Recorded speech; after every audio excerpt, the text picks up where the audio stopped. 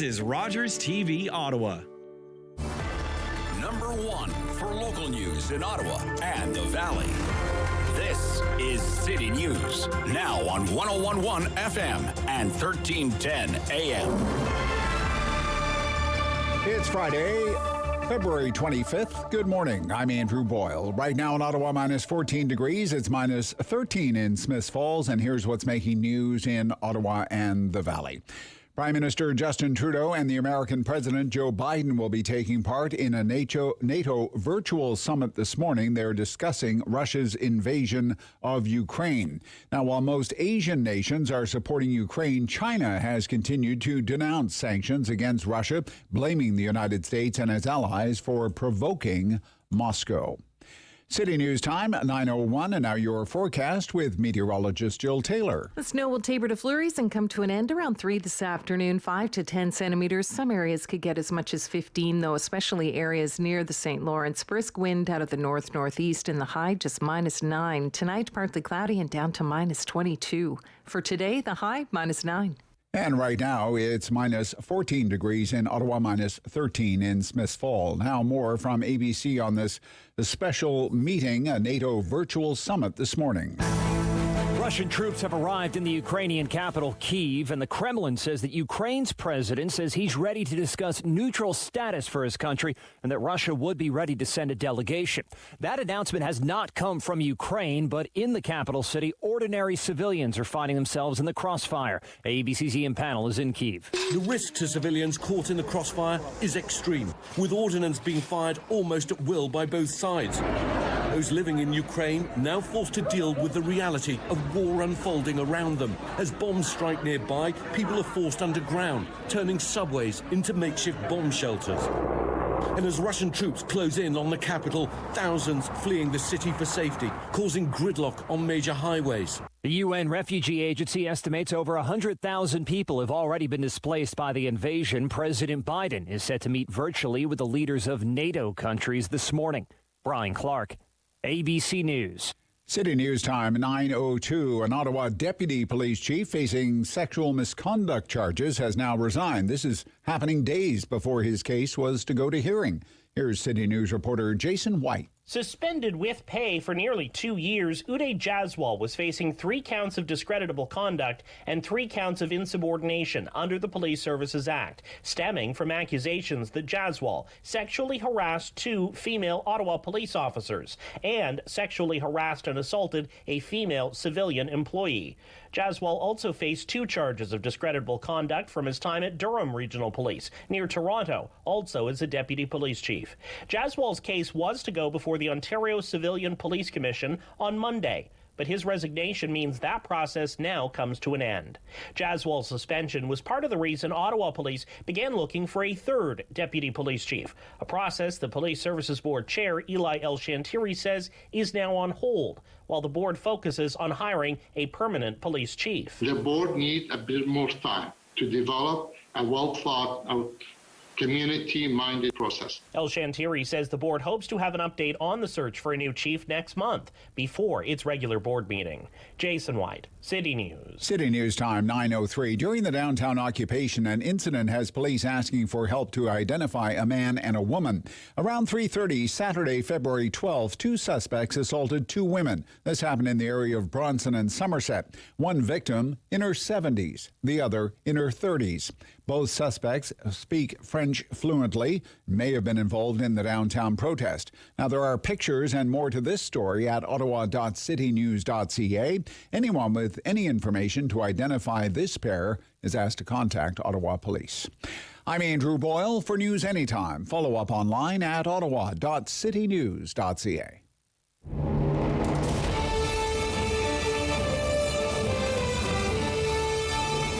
Separating headlines from hearsay. It's the Rob Snow Show on Rogers TV and City News. 101.1 FM and 1310 AM. Friday. We made it. What a week. What a difference a week makes. Life comes at you fast. Good morning. Welcome to the Rob Snow Show on City News. Think about a week ago. last Friday, I was sitting here, David standing over there, and we're both wondering, what will the day bring? Because it was obvious that something was up. I saw it when I did my drive around Centertown early in the morning, and David lives in Centertown. Comes into work a little later than I do. And in Centertown, there were cops everywhere. It seemed like there was a police car on every street corner of Centertown. And it wasn't long before the police action started to take shape. We had our reporters on the scene, our Parliamentary Bureau Chief, Cormac McSweeney, and my colleague here at City News Ottawa, Mark Day, giving us the minute-by-minute, hour-by-hour account. And they did that all weekend. And by the end of the weekend, it was pretty much ended. The House of Commons passed the Emergencies Act, and then within a few days, the Emergencies Act was rescinded. And now, 1 week later, not all, but most of downtown Ottawa is back to normal. And now the reviews are underway about who did what and when, why, and who didn't do what, and when and why. A major story for this morning in the Toronto Star by Wendy Gillis. Headlined, Pacifist Activist Scapegoat, the rise and fall of Peter Slowly. The Toronto police reformer taking the blame for the siege of Ottawa. And there will be many more reports like that. And now we arrive at this Friday with that local emergency largely in the rearview mirror and a much more serious emergency staring us right in the face. A war in Europe. The invasion of a sovereign country by another. Russia invades Ukraine, which kind of puts the situation in Ottawa in a different kind of light, doesn't it? The gravity of the situation here on this morning. And that's where we are this morning. We have a lot of coverage, not only about what's happening in Ukraine, but also not forgetting what people went through here in Ottawa. Those two stories remain our focus this morning here on the Rob Snow Show. So coming up, he has been minding Ottawa's business all week from his perch at Blacklock's Reporter, where he is managing editor. Tom Korski on all the ins and outs on Parliament Hill this week. We're going to talk about the Emergencies Act, its brief existence.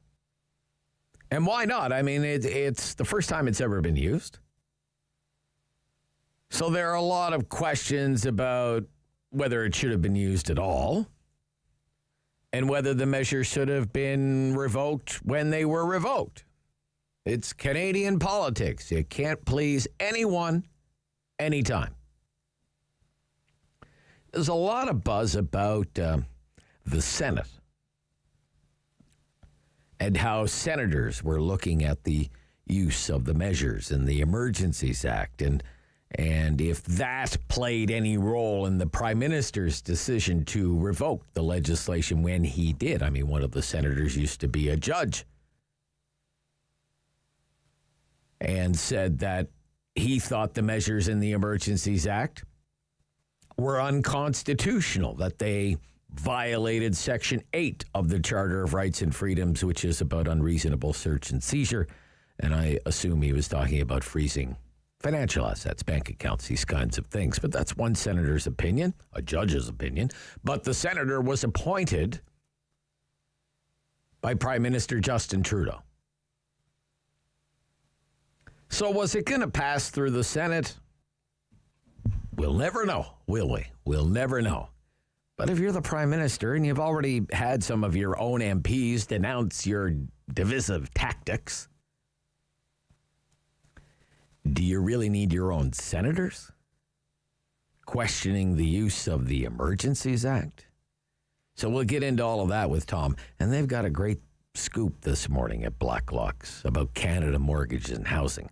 What a bunch of snoops they are at Canada Mortgage and Housing. You won't believe this one. Well, yeah, you will if you know anything about the history of CMHC being a bunch of snoops. Tom Korski will fill us in. Also on the local beat, again, having to do with the aftermath of the protest. We shouldn't forget we're expecting a ruling today, right, David, from the bail court. Should be out at 10 o'clock. Oh, really? Okay, so within the hour. On Pat King, that was an all-day affair, really. Pat King's bail hearing, self-proclaimed bigwig in the protest movement. So I guess he's been in jail for, a week now or something, right? Poor fella. Don't you feel for the guy? You want to pass the hat for Pat King? Yeah, didn't think so. His cohort, Ms. Leach, was denied bail. Surprising. Surprised a few people that she would be denied bail. So what awaits Pat King? We'll find out within the hour. Apparently, we have a reporter covering that because we do expect a ruling on that this morning. And we're going to talk about the lingering checkpoints that the police have in the city. Michael Spratt, back on City News, local criminal defense lawyer. Looking forward to that. On the situation in Ukraine, we have lots of coverage of that this morning. Dr. Balkan Devlin has been with us before, Senior Fellow, Macdonald-Laurier Institute, Director of the Center of Modern Turkish Studies, Adjunct Research Professor, Norman Peterson School, International Affairs, Carleton University. Big business card. And to talk about the sanctions that were imposed yesterday by the Americans, by the Canadian government, by other governments, the UK.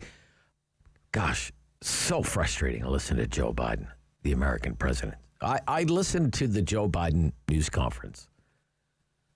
I was driving around. President of the United States.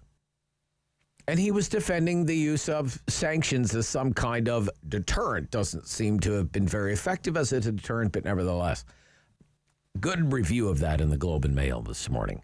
Russia, not kicked out of SWIFT. I talked about that yesterday in my daily commentary. The sanctions don't target Russia's most important industry, the oil and gas industry. Okay, don't target Russian oil and gas exports. Western companies can still invest in Russia.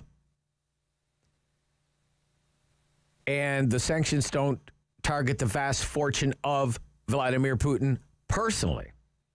But other than that, they're really, really tough.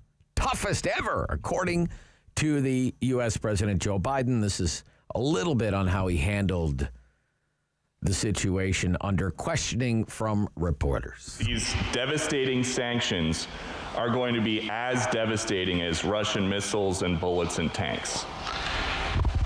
Yes, Russian bullets, missiles, and tanks in Ukraine. Yes, I am. Thank you, President Biden. If sanctions cannot stop President Putin, what penalty can? I didn't say sanctions couldn't stop him. You've been talking about the threat of these sanctions for several weeks now. Yes, but the threat of the sanctions and imposing the sanctions and seeing the effect of the sanctions are two different things. Okay. They're two different things. And he's going to begin to see the effect of the sanctions. And what will that do? How will that change his mindset here, given he's attacking Ukraine? Because we'll so weaken his country that he'll have to. All right. So, but then later on, under the same line of questioning, he said, well, if they don't work, we'll know in a month or so. They are profound sanctions. Let's have a conversation in another month or so to see if they're working. Yeah, play that again. They are profound sanctions. Let's have a conversation in another month or so to see if they're working. Just one more time. Let's have a conversation in another month or so to see if they're working. In a month or so.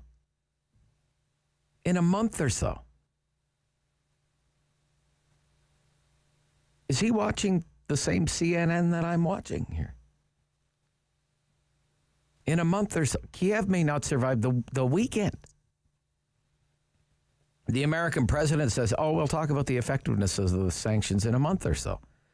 Anyway, we can get back into that topic this morning if you want the invasion. During the Talk Back Hour, we do that every morning between 10 and 11 o'clock, 750-1310, our call-in line. Hour of phone calls, hour of opinions. Today, it's the Friday free-for-all, so we're pretty wide open on topics. Ukraine, biggest story in the world. Still plenty to talk about in the aftermath of a month's worth of protest in Ottawa, or we can talk about something else entirely, because it's entirely up to you what we talk about. We're usually good to go. The Friday free-for-all is always an adventure. You just never know where the conversation's going to go. I know where it's going next. It's going to Tom Korski from Blacklock's Reporter here on The Rob Snow Show on City News.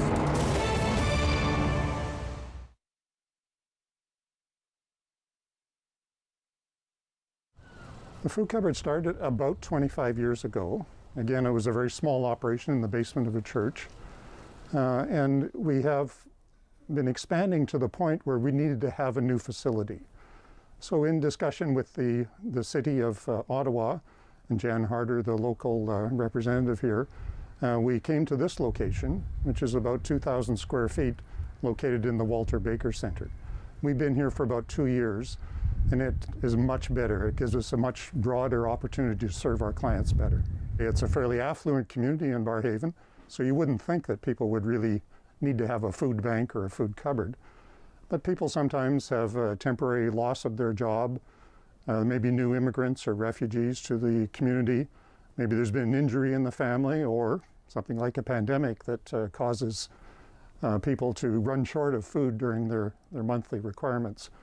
So we offer any clients who come and live in our catchment area the opportunity to pick up an order of food every 3 or 4 weeks.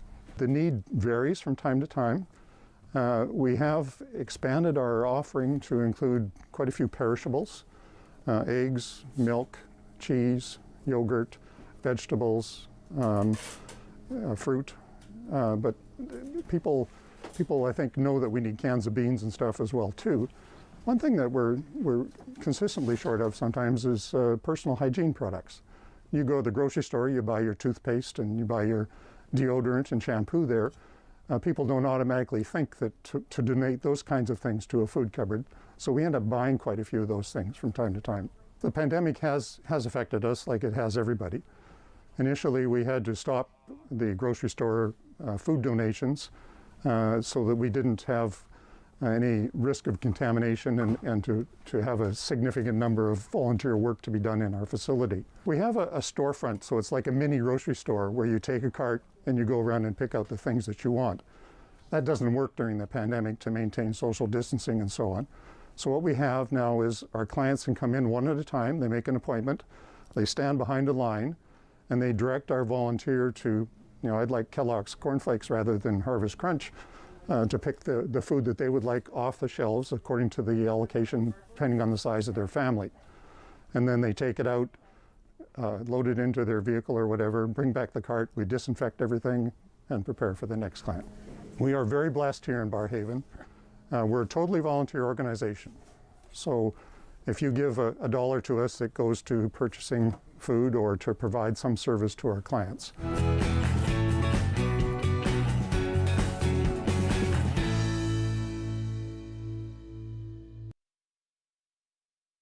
Strong voice. Strong opinions. The Rob Snow Show returns on Rogers TV and City News. 101.1 FM and 1310 AM. He's been minding Ottawa's business all week. Tom Korski's back from Blacklock's Reporter. Good morning. Hi, Rob. Now, when we spoke last week, the convoy was kind of in its final few hours before the police finally moved in and busted it up. And you told me you had no trouble getting to work, and you marveled at the incredible snow removal along Wellington Street. How's it? Kind of a sloppy walk in this morning, Tom? Or? Well, the problem is the blockades are still up, only this time it's police blockade. Right, yeah. Well, what would they be blockading against? I don't know. Right, okay. But, okay. Are they doing like papers, please, Tom? Oh, yes. Oh, really? Absolutely. Okay. Oh, yeah, multiple checkpoints. Oh, sure. Really? Okay, all right. Yep, okay. Interesting to know. So there's a lot of speculation about what kind of support the Emergencies Act measures had in the Senate, based on your coverage over the last week, what can be gleaned from what some of the senators were saying, Tom? Well, there's a couple of takeaways. One is the Senate has not turned down any government bill, motion, or order since 1996. So they're pretty collegial. They're kind of go along, get along people. Having said that, there were even some liberal appointees in the Senate who were quite uneasy with the emergency order. I personally don't think the Senate had the guts to turn it down. But there was a lot of people who did have the sense this was reputationally harmful, even if I didn't really care about these truck drivers from Medicine Hat and Smith Falls and such, that this could hurt me and, more importantly, set a really horrible precedent. Everyone agrees on that, regardless of which party you belong to, a horrible precedent. But you did have this spectacle of senators standing in defense of the act, that the democracy itself was at risk, and just hours later, there's the Prime Minister saying, "Emergency's over. Don't need it anymore." There was some comic relief, Rob. Senator Bev Bussin, God bless her, former commissioner of the RCMP, as the order to suspend the national emergency was being drafted and rushed across town, Senator Bussin was on her feet giving a truly blood-curdling speech about support your law and order.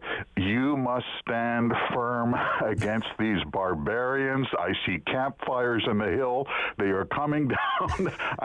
It was beyond awkward. It was actually funny, hysterical, and ridiculous. Bev Bussin, remember that name. Okay, what more do we know this morning about the banking measures that were in effect under the emergency? There's a couple of oddities. One is those accounts were supposed to be unfrozen Wednesday evening. Senate told yesterday they still aren't. Unacceptable. That was an extra legal measure, widely held to be unconstitutional. That's not conservatives saying that. That's lawyers saying that, and the Civil Liberties Association. More importantly, you'll recall Cabinet justified the bank freeze by saying this was almost foreign-funded terror financing. In fact, they used an old 9/11 terror financing law to crack down on Freedom Convoy sympathizers. Federal regulator with the terror financing watchdog agency testifies in committee. He says, I don't think that there was any terror financing. I think it was mom and pop given $20 because it felt good and they sympathized with these truck drivers and they didn't like vaccine mandates and they were fed up with government overreach. I don't see a problem here. That's the terror financing guy saying that. Rob, at some point, Cabinet's going to have to actually come up with some evidence that justifies this extraordinary police power that they used. I mean, how many bank accounts, how much money are we talking about here? Almost $8 million. Almost $8 million that we know of from the Department of Finance. And this was hundreds of accounts, but I can tell you we found there was one federal bank, few people have heard of it, Farm Credit Canada Farmers Bank, headquartered in Regina. They were compiling their own blacklist. They jumped to, they were very enthusiastically going after farmers who'd never participated in a blockade, but who might have given $20 to the convoy.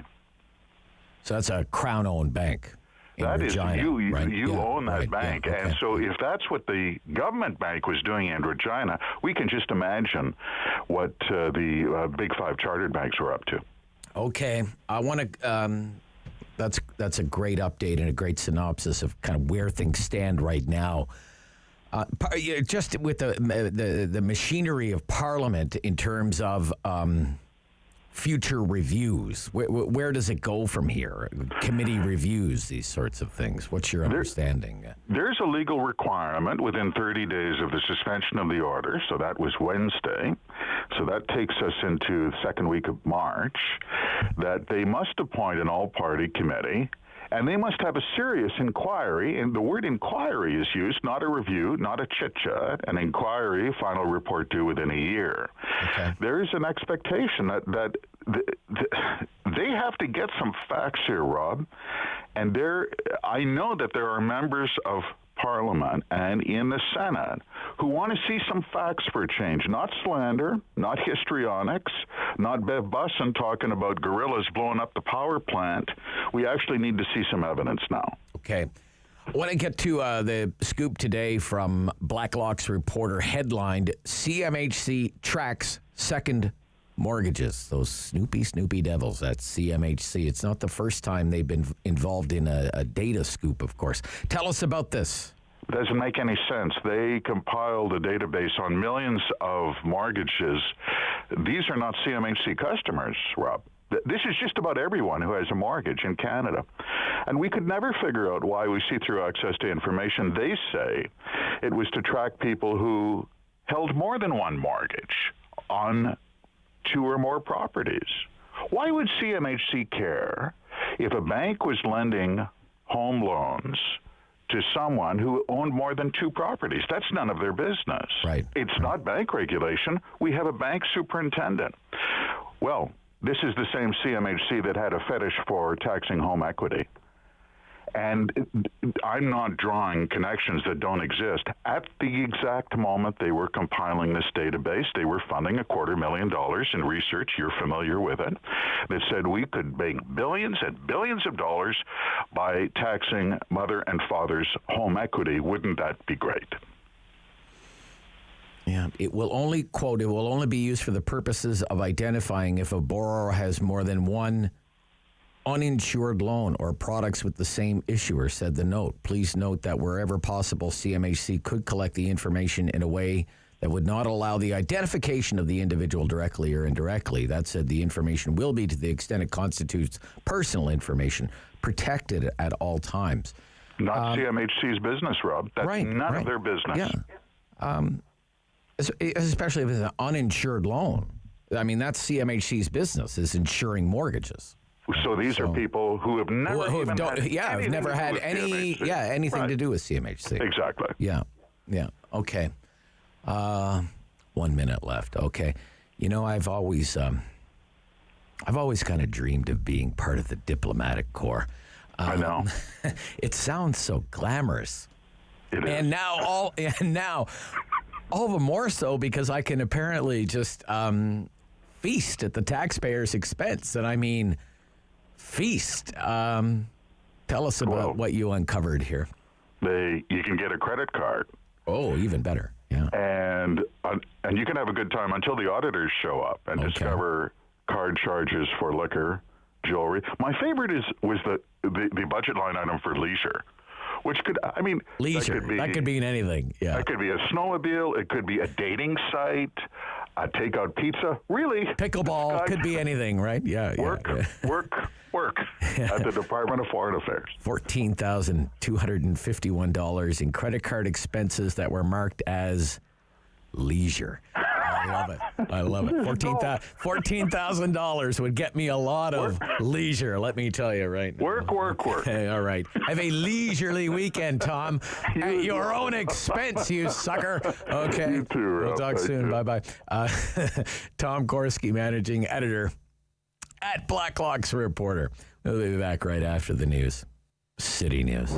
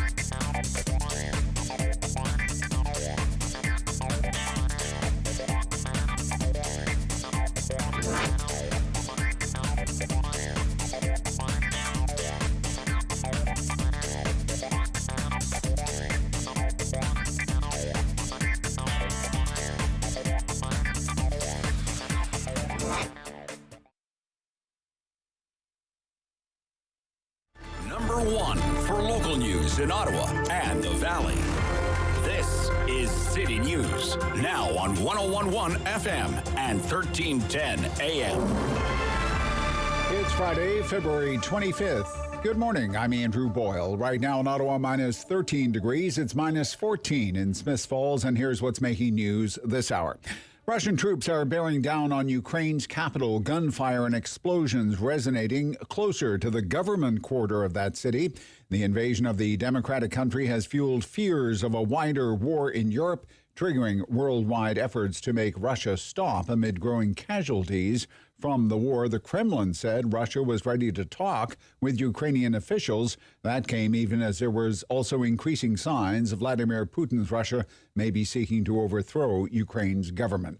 Several community groups in Ottawa have called a media briefing for this morning. They want to pressure the Police Services Board to reinstate the scheduled meeting on Monday, which has since been canceled.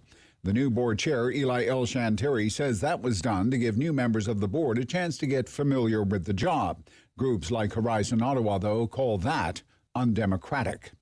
American President Joe Biden will nominate federal appeals court judge Ketanji Brown Jackson. She will be the first black woman on the Supreme Court in the United States. The word comes from people familiar with the matter. In selecting Jackson, Biden delivers on a campaign promise moving to further diversify a court which was made up entirely of white men for almost 2 centuries. City News Time, 9:32. I'm Andrew Boyle. For news anytime, follow up online at ottawa.citynews.ca. The world is changing. So keep up with Rob. The Rob Snow Show returns on Rogers TV and City News, 101.1 FM and 1310 AM. So again, on the situation in Ukraine right now, we'll keep you up to date on all the latest breaking news with the help of our newsroom, of course, and we'll get some analysis here shortly. But I want to take you back to yesterday's news conference from the U.S. President Joe Biden under intense questioning from reporters about the new sanctions imposed on Russia. You're confident that these devastating sanctions are going to be as devastating as Russian missiles and bullets and tanks? Yes, Russian bullets, missiles, and tanks in Ukraine. Yes, I am. Thank you, President Biden. If sanctions cannot stop President Putin, what penalty can? I didn't say sanctions couldn't stop him. You've been talking about the threat of these sanctions for several weeks now. Yes, but the threat of the sanctions and imposing the sanctions and seeing the effect of the sanctions are two different things. Okay. They're two different things. And he's going to begin to see the effect of the sanctions. And what will that do? How will that change his mindset here, given he's attacking Ukraine? Because we'll so weaken his country that he'll have to make a very, very difficult choice as to whether to continue to move toward being a second-rate power or, in fact, respond. You said in recent weeks that big nations cannot bluff when it comes to something like this. You recently said that the idea of personally sanctioning President Putin was on the table. Is that a step that you're prepared to take? And if not... It's not a bluff, it's on the table. Sanctioning President Putin? Yes. Why not sanction him today, sir? Mr. President? Why not sanction him today? Mr. President, if I can, you detailed some severe and swift new sanctions today and said the impact it will have over time. But given the full-scale invasion, given that you're not pursuing disconnecting Russia from what's called SWIFT, the international banking system, or other sanctions at your disposal, respectfully, sir, what more are you waiting for? Specifically, the sanctions we've imposed exceed SWIFT. The sanctions we imposed exceed anything that's ever been done. The sanctions we imposed have generated 2/3 of the world joining us. They are profound sanctions. Let's have a conversation in another month or so to see if they're working. Yes. Can I ask you about Zelensky? Sir, you spoke to Vladimir Zelensky yesterday, sir. What's the risk that we are watching the beginning of another Cold War, and is there now a complete rupture in U.S. and Russian relations? There is a complete rupture right now in U.S.-Russian relations if they continue on this path that they're on. And in terms of a Cold War, that depends. You have the vast majority of the rest of the world in total opposition to what he's doing, from Asia to South America to Europe to around the world. And so it's going to be a cold day for Russia. The idea, you don't see a whole lot of people coming to his defense. All right. Okay. So that was yesterday, U.S. President Joe Biden and his news conference. Dr. Balkan Devlin is a senior fellow with the Macdonald-Laurier Institute, director of the Center in Modern Turkish Studies, adjunct research professor at the Norman Peterson School of International Affairs at Carleton University. Joins me this morning here on City News. Good morning. Good morning. Good morning. Nice to hear from you. What did you think about the assessment of the situation that you just heard from the U.S. president from his news conference yesterday? I think he's not really. What he's arguing is, as you can hear, is not really answering the questions that are being asked by the journalists, because they're asking really pointed and meaningful questions right there. Unfortunately, the sanctions that the President Biden is announcing are nowhere enough because it excludes the very key dimensions that might have an immediate impact, such as bans and sanctions on the oil and gas industry and exports of Russia, for example, or the SWIFT ban, or targeting directly major oligarchs around Putin and Putin himself. So yes, there are more sanctions coming up, and yes, maybe within several months they might make a dent in Russians' ability to persecute this war in Kiev. But the fighting is on the streets of Kiev right now, and they try to impose a settlement on their own terms, basically force Ukraine to surrender. So if these things do make a dent, it will be too late, too little, and unfortunately neither Russia, neither the United States nor Canada and our other allies are using all the tools, economic and political tools, that we have in our toolbox. Right. Let me play that again. Just a little bit, where he says, well, we'll see where we are in a month or two. They are profound sanctions. Let's have a conversation in another month or so to see if they're working. In a month or two? What will be left in a month or two? Exactly. Ukraine, right? Yeah. You share my bewilderment with a comment like that. Yes, you do. Indeed. Okay. All right. Okay. I mean, it's just, and we know NATO and the United States is not going to get militarily involved. And Biden would say clear on that, and there are good reasons for it and whatnot. But if we're not using the tools we have right now, that could have an immediate impact when Ukraine is needing it, when there are fights going on inside the city in Kiev. And the President Biden goes, well, we'll see in a couple of months, is just, unfortunately, it's very, very disappointing that we are at this stage. In a way, I can understand the Europeans' reaction. Germany and Italy and Cyprus are opposing certain sanctions there, and it's much more fractured. But the United States, with almost a single point of authority there, is failing to impose actual crippling sanctions that could change Putin's calculus, and not doing so. That's very, very disappointing. Okay. So what would be some options? SWIFT keeps coming up. SWIFT. Yes. Explain what that is, please. That's the international banking sort of system where you do your international bank transfers, the majority of them. Yeah. It is based in Belgium, and it requires cooperation, of course, across other allies with Europeans and others to do so. But there are other ways, for example, to cut off Russia from international financial transactions. Biden could very well shut down corresponding banks in the United States, could prevent the use of U.S. dollar in those transactions that involve Russia. Those does not necessarily require a multilateral response because those require correspondent bank access in the United States, and he can do that. And that would have a significant impact, even if there is no agreement on SWIFT.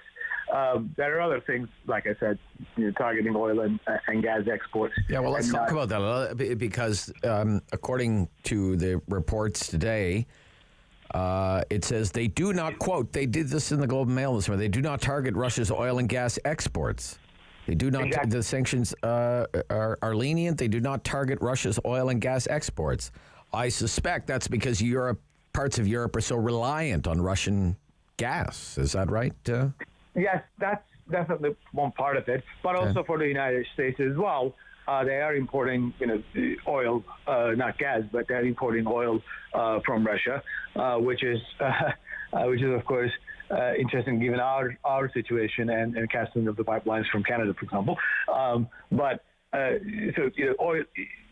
United States could impose oil and gas sanctions or sanctions on those companies and exports and push for that. Yes, Europeans are reluctant primarily because they're heavily reliant on natural gas, especially Germany, but also others, and they need to be on board. But that's the industry, that's the export, that's the money that funds this war.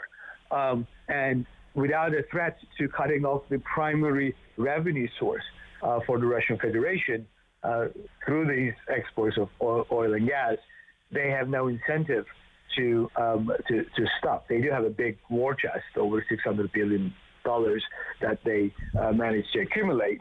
And as long as they continue to sell their oil over $100 a barrel, and there are no interruptions of those revenues, they can continue their criminal war in Ukraine. And we're not using those tools that we have either.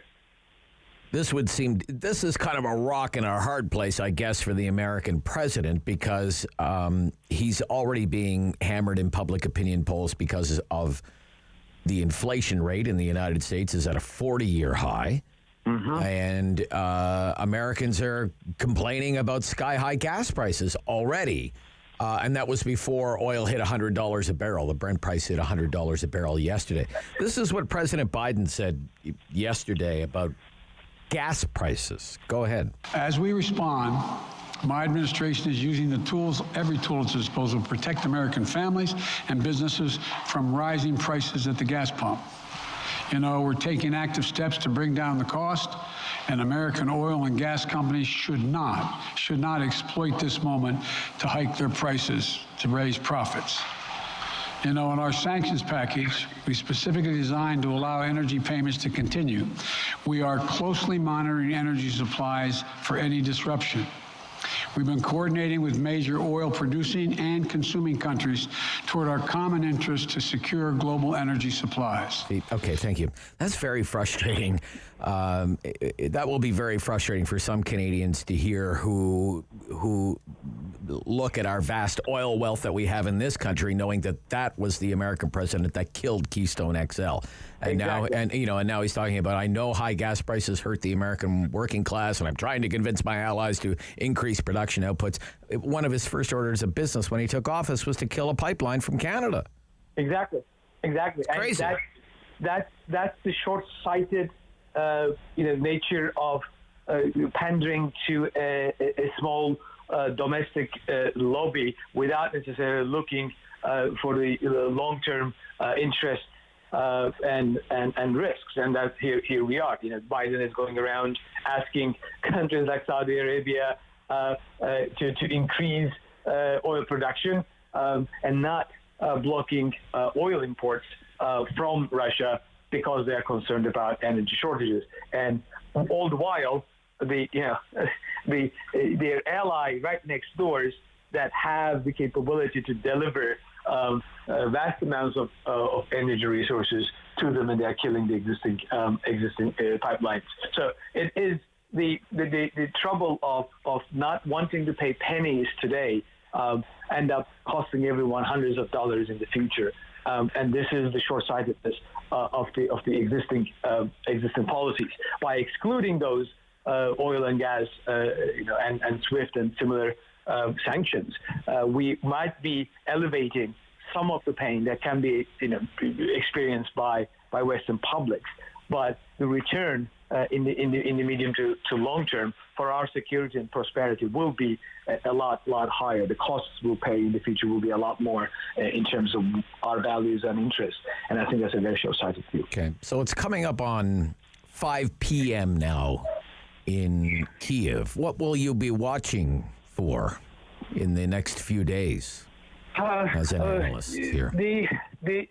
whether the invading forces be able to control Kiev and manage to either force Zelensky to sign a surrendering agreement. That's what they practically are demanding. When they say they're ready to talk, that's what they mean. They want surrender. Or whether they'll be able to install some kind of a puppet regime, then that will sign an agreement. So the next 48 to 72 hours is going to be crucial. We will see whether Ukrainian people and the Ukrainian armed forces will be able to resist the capture of the city, and whether the government there will be able to survive and continue to defend Ukraine. So it is going to be quite crucial. Thank you for your time this morning. It's always a pleasure. Nice to hear from you. Dr. Balkan Devlin, Senior Fellow, Macdonald Laurier Institute Director, Center in Modern Turkish Studies, Adjunct Research Professor, Norman Patterson School, International Affairs, Carleton University. I am Rob Snow, and this is The Rob Snow Show on City News.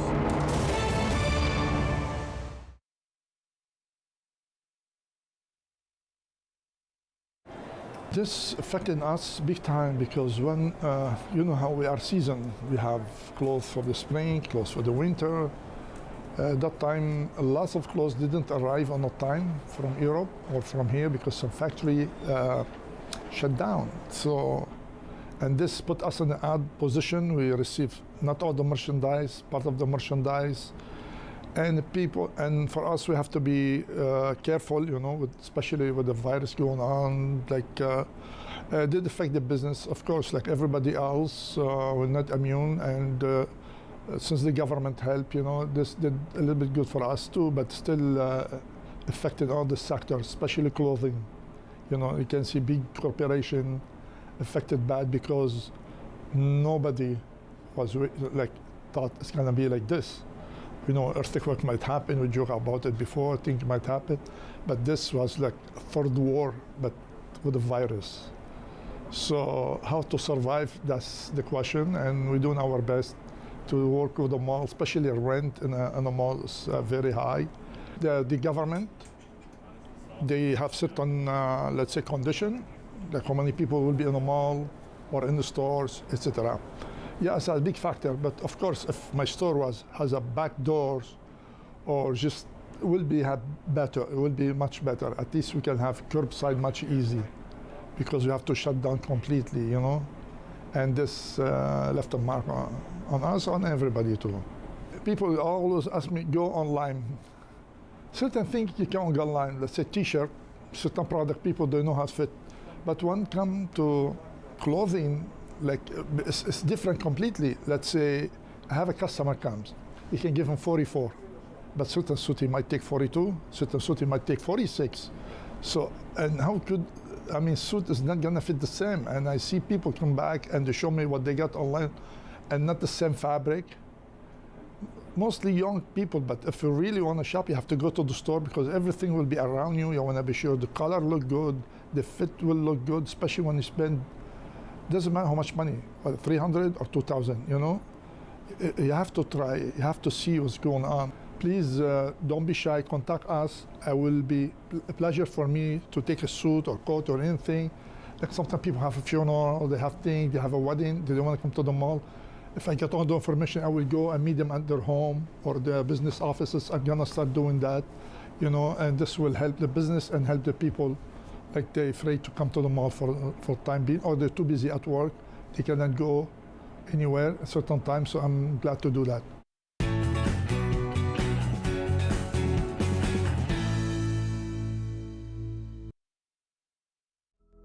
Firm. Fair. Fun.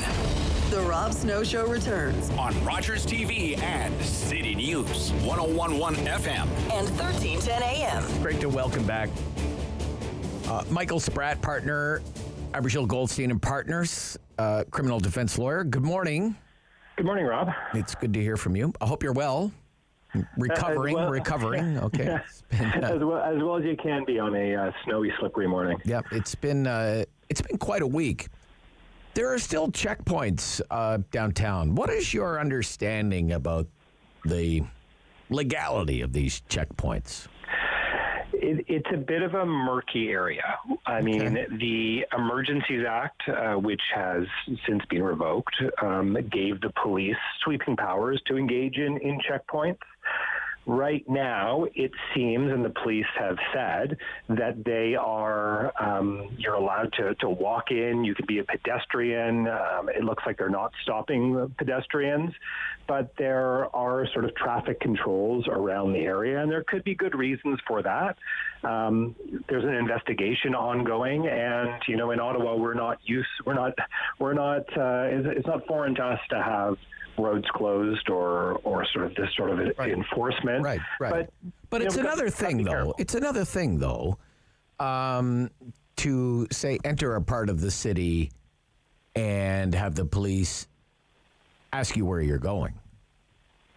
That's something else, isn't it? Yeah, Don't you view that as something else on legally speaking, or even constitutionally speaking? That's something that we need to be vigilant, against. The one thing that I think history has shown is that when agents of the state, the police, are granted more powers, they can be reluctant to give up that power. The power to stop, to search, to question is limited. In the normal course, police need to have a reasonable suspicion that you have committed an offense before they can stop you and question you. It's a bit different in cars. Police can always stop to check for registration, for mechanical fitness, and you have to provide identification. But these sort of tools make it easier for the police to do their job, and when things make your job easier, it's hard to give them up. And so as we move from the Emergencies Act, as things return to normal, we have to be increasingly vigilant to make sure that there isn't an expansion of police powers, or they aren't, misusing or overextending the powers that they have. Yeah. I mean, I remember conversations that you and I have had about when carding was in the news, for example, and the province was moving to ban carding by police services in Ontario. You told me at the time, look, if the police stop you on the street and ask you to identify yourself, and I believe, and you can correct me if I'm wrong, your advice was you can tell the police to buzz off, basically, right? That's right. And I mean, that is something that we need to be, it's hard to always take the police at their word. And the police have said that they are not stopping pedestrians, that they are not engaging in identification of people who are in the area, as they, under some criticism, did frequently under the carding regime.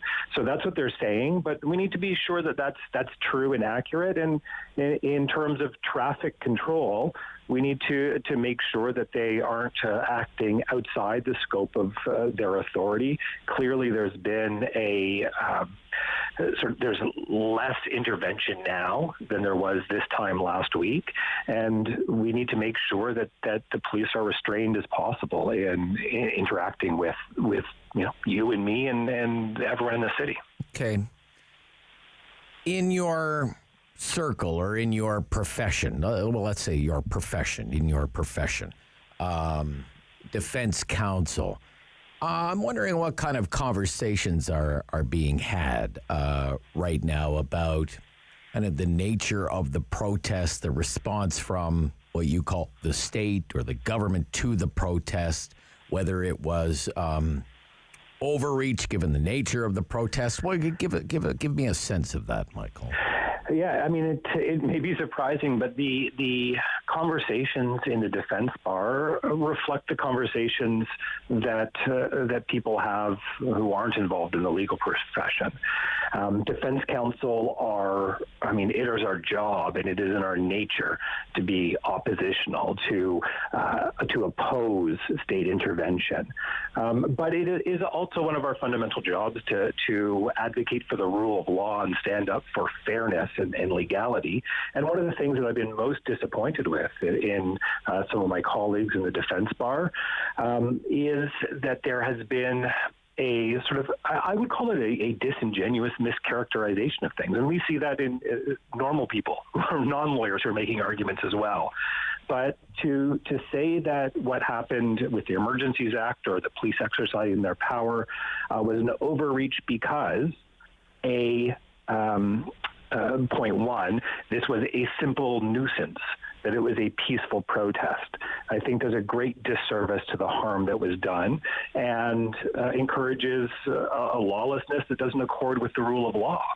And the second point that many people in society and defense counsel have advocated for this as well, and I think that it is most odious when defense counsel do it, misrepresenting what the Police Act was, that this was the first step to a dictatorship, that this made us like Russia, that Trudeau was expanding his power for martial law, police state. That skews the debate. It doesn't accurately represent what happened. And I think it fans the flames of a really dangerous fire in comparing what happened, with a limited, both in time and scope and powers, Emergencies Act to some of the real atrocities we see in dictatorships. I think that does a real disservice to the, an intellectually honest debate. And I've seen a number of people make those comments throughout our community, but it's most disappointing when defense counsel and lawyers make that argument because it doesn't foster a intellectually honest discussion about important issues. Any minute now, we may learn the ruling for bail for Pat King. If you were a betting man, what would you think is going to happen here coming up? At 10 o'clock, they're saying we could find out. So what do you think? Yeah, I think that Mr. King will be detained. And look, I've been wrong before, and I might only a fool put to bet on the record. But the quality of his surety, the person who was going to supervise him, seems sorely lacking. His role in this protest was one of leadership. And certainly I think his acts, when compared to Ms. Litch, who was detained herself because her surety was lacking, he's at least the charges are at least as strong and serious against him. Now, that's not to say that he could never be released. We want to make sure that we use bail and deny bail only when necessary, and perhaps with a better plan, a better surety, some more certainty that could keep the public having trust in the justice system and make sure that there wouldn't be a reoffense. It's possible he could be released, but the plan that was presented in court, if I was a betting man, I'd bet against him stepping out of jail today. Okay. Thank you. Good to hear from you. Stay well. Anytime, Rob. You too. Bye-bye. Yeah, Michael Spratt, Aboriginal Goldstein Partners. Okay, Talkback Hour, Friday free-for-all Talkback Hour. So every line is available right now, and just about any topic is up for discussion at 750-1310 on a snowy Friday morning in the capital. This is City News.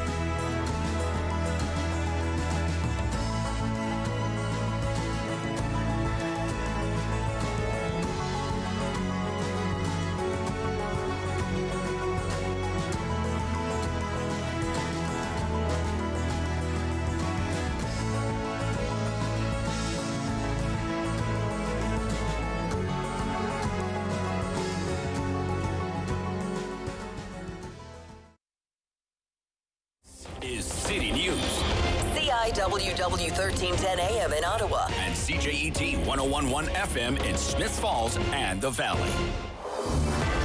Number one for local news in Ottawa and the Valley. This is City News, now on 101.1 FM and 1310 AM. It's Friday, February 25th. Good morning. I'm Andrew Boyle. Right now in Ottawa, minus 13 degrees. In Smiths Falls, minus 14. Here's what's making news in Ottawa and the Valley. Russian forces are moving toward and into the Ukrainian capital now. We get the latest from City News reporter Caitlin Lee. Russian troops closing in on Kyiv. Reports of gunfire and shelling destroying bridges, schools, and at least one apartment building. The Ukrainian president saying at least 137 Ukrainians have died so far in this conflict as the invasion has forced citizens into underground shelters. The UN preparing for millions of people to leave the country. Thousands have already crossed the border into Poland. Able-bodied men being encouraged to stay behind. The head of Ukraine's armed forces announcing today Ukraine needs everything. Here's ABC's Ian Pannell. All procedures for joining are simplified. All you need is a passport or an ID, and quotes, there are no age restrictions. The Kremlin says Russia is ready to talk with Ukrainian officials, but U.S. intelligence sources tell CNN they're concerned Kyiv could fall to Russia within days. Caitlin Lee, City News. Now, Ukrainian officials continue making the case for it to be included in NATO. The Ukrainian ambassador to Japan, Sergei Korsunsky, wants into the NATO club, and he wants it now. We understand all the technical problems, all the military reform needed. We all know this very well. But we believe that there is no country in the world which can protect itself by itself. The call comes as a raft of new, stronger sanctions against Russia have been announced by countries around the world, amid a cascade of condemnation from the highest levels.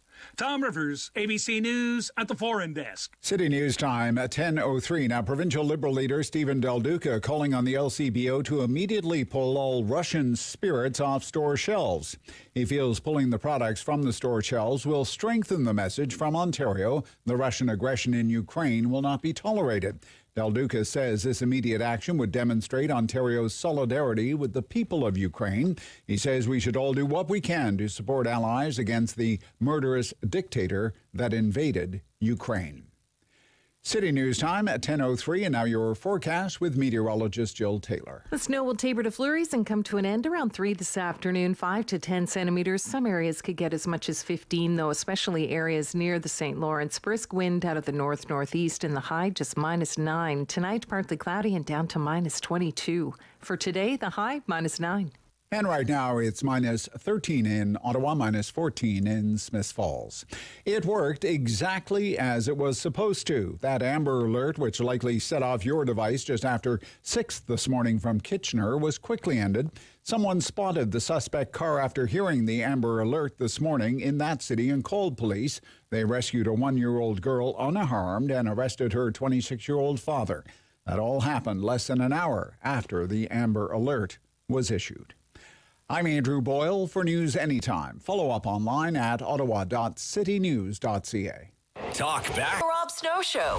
The phone lines are open at 613-750-1310. Now, the Rob Snow Show continues. And it's the Friday free-for-all talk back hour. That's our favorite hour of the week around here. We don't come up with the topics. You come up with the topics. We just do our best to roll with it. We usually end up talking about things that have been in the news, but that's not a hard and fast rule. It doesn't have to be about anything that's been in the news. You just throw out a topic and we'll see where it takes us. That's it's all part of life's grand adventure. Michelle, Ottawa South. Good morning. Good morning, Rob. My favorite media man. Okay, all right. The world dysfunction has knocked the Emergency Act and Justin off the hook again. And while you were off on Wednesday, I watched the senator debate, and it was really refreshing, and I was impressed by the behavior and dignity of the Senate and how they treated each other. Okay. But there was one senator, Scott Tanis, who happens to be the leader of the Canadian Senator Group, and he gave a speech, and it was wow. And his speech was complimented by the other senators, and he spoke of a racist brush that was being painted used to paint all by the Liberals, the NDP, and the media. And as a white person who isn't a racist, I appreciated the pushback. And if you're not a racist, you shouldn't be allowed to be called one. Anyway, I don't often tune into the senators, to their debates and stuff, but it seemed to me that the vote was clearly going to be against the act. Okay. Well, as Tom Korski, who follows these things very closely, says, it hardly ever happens. What did he say? The last time the Senate defeated anything was like 1997 or something like that. Well, just reading the room, it was clear to somebody who's not a watcher that it wasn't going in their favor. Wasn't going in their favor. Yeah. Yeah. See. So. Yeah. And even if it did pass, let's say it passed it by the slimmest of majorities or what have you, right? It would just be the idea of having one senator after another appointed by Mr. Trudeau saying, yeah, I have serious doubts about this, or I want to take my time with this. It's more like kind of like drip, drip, drip. Well, Rob, and that seems to be what Mr. Trudeau and his government are doing to themselves. And the argument here about not being able to meet with these people because they were dangerous white racists, well, it's like the good professor says, you can't suck and blow, right? Okay. If they were all so dangerous, then why were they allowed to park themselves in front of the Parliament? Who allowed this? God bless Mr. Soley, the fall guy for the moment. He was in an impossible situation, and we had the mayor, Jimmy Jack in the Box, popping up everywhere. He was running into... Where do you come up with these things, Jimmy Jack? Well, because all you have to do is look. He was running interference for Justin from day one. Oh, my God. And you mentioned a patronage appointment the other day, and I'm guessing... No, you did. You did, Michelle. I didn't call this week. It was somebody else mentioned it. Right. And Jimmy might just pop up on the board of directors at SNC or some other subsidiary. And now here we come, the ambulance chasers, $306 million. I don't have a problem with those adversely affected seeking compensation, but it was manifested by the incompetent, inept, and pull-chasing leadership. Yeah, and I bet the majority of the plaintiffs here voted for the very leaders that allowed this to happen. And now, Rob, more than ever, we need leadership. How much pollution does an atomic bomb leave? In the land of fairy tale fluff, you're about to learn what peace through strength really means. And moral posturing over truth is completely useless and always has been. It does nothing but insult and divide. These are scary times. And something else I've noticed, when Chrystia Freeland, the world is watching us, stands beside our leader, whether I like him or not, and shakes her head every time he stutters a sentence, she undermines him. She gives the appearance of a kindergarten teacher grading his speech. Right. And then she goes out and speaks, 4 languages at the same news conference, right? So, It's absolutely ridiculous. Yeah, These are very dangerous times, Rob. And one more question. All right, The two top jobs in Canada, the NDP federal leader and the NDP provincial leader. What is the purpose of either one of them? I just don't understand how in this country. I don't know. I mean, we have the Ontario Liberal leader, too, who has his latest big push to get a grip on these tense geopolitical times is to propose that the LCBO ban all Russian liquor from the stores of the LCBO. So, there you go. All right, Michelle, we got to run. Jam phone lines. That'll show them. Derek in Ottawa. Derek, you're on City News. Good morning, Rob. Hi, Derek. I think everybody's mentioning Trudeau and his government overreach with the emergency powers and stuff, and that's fair game.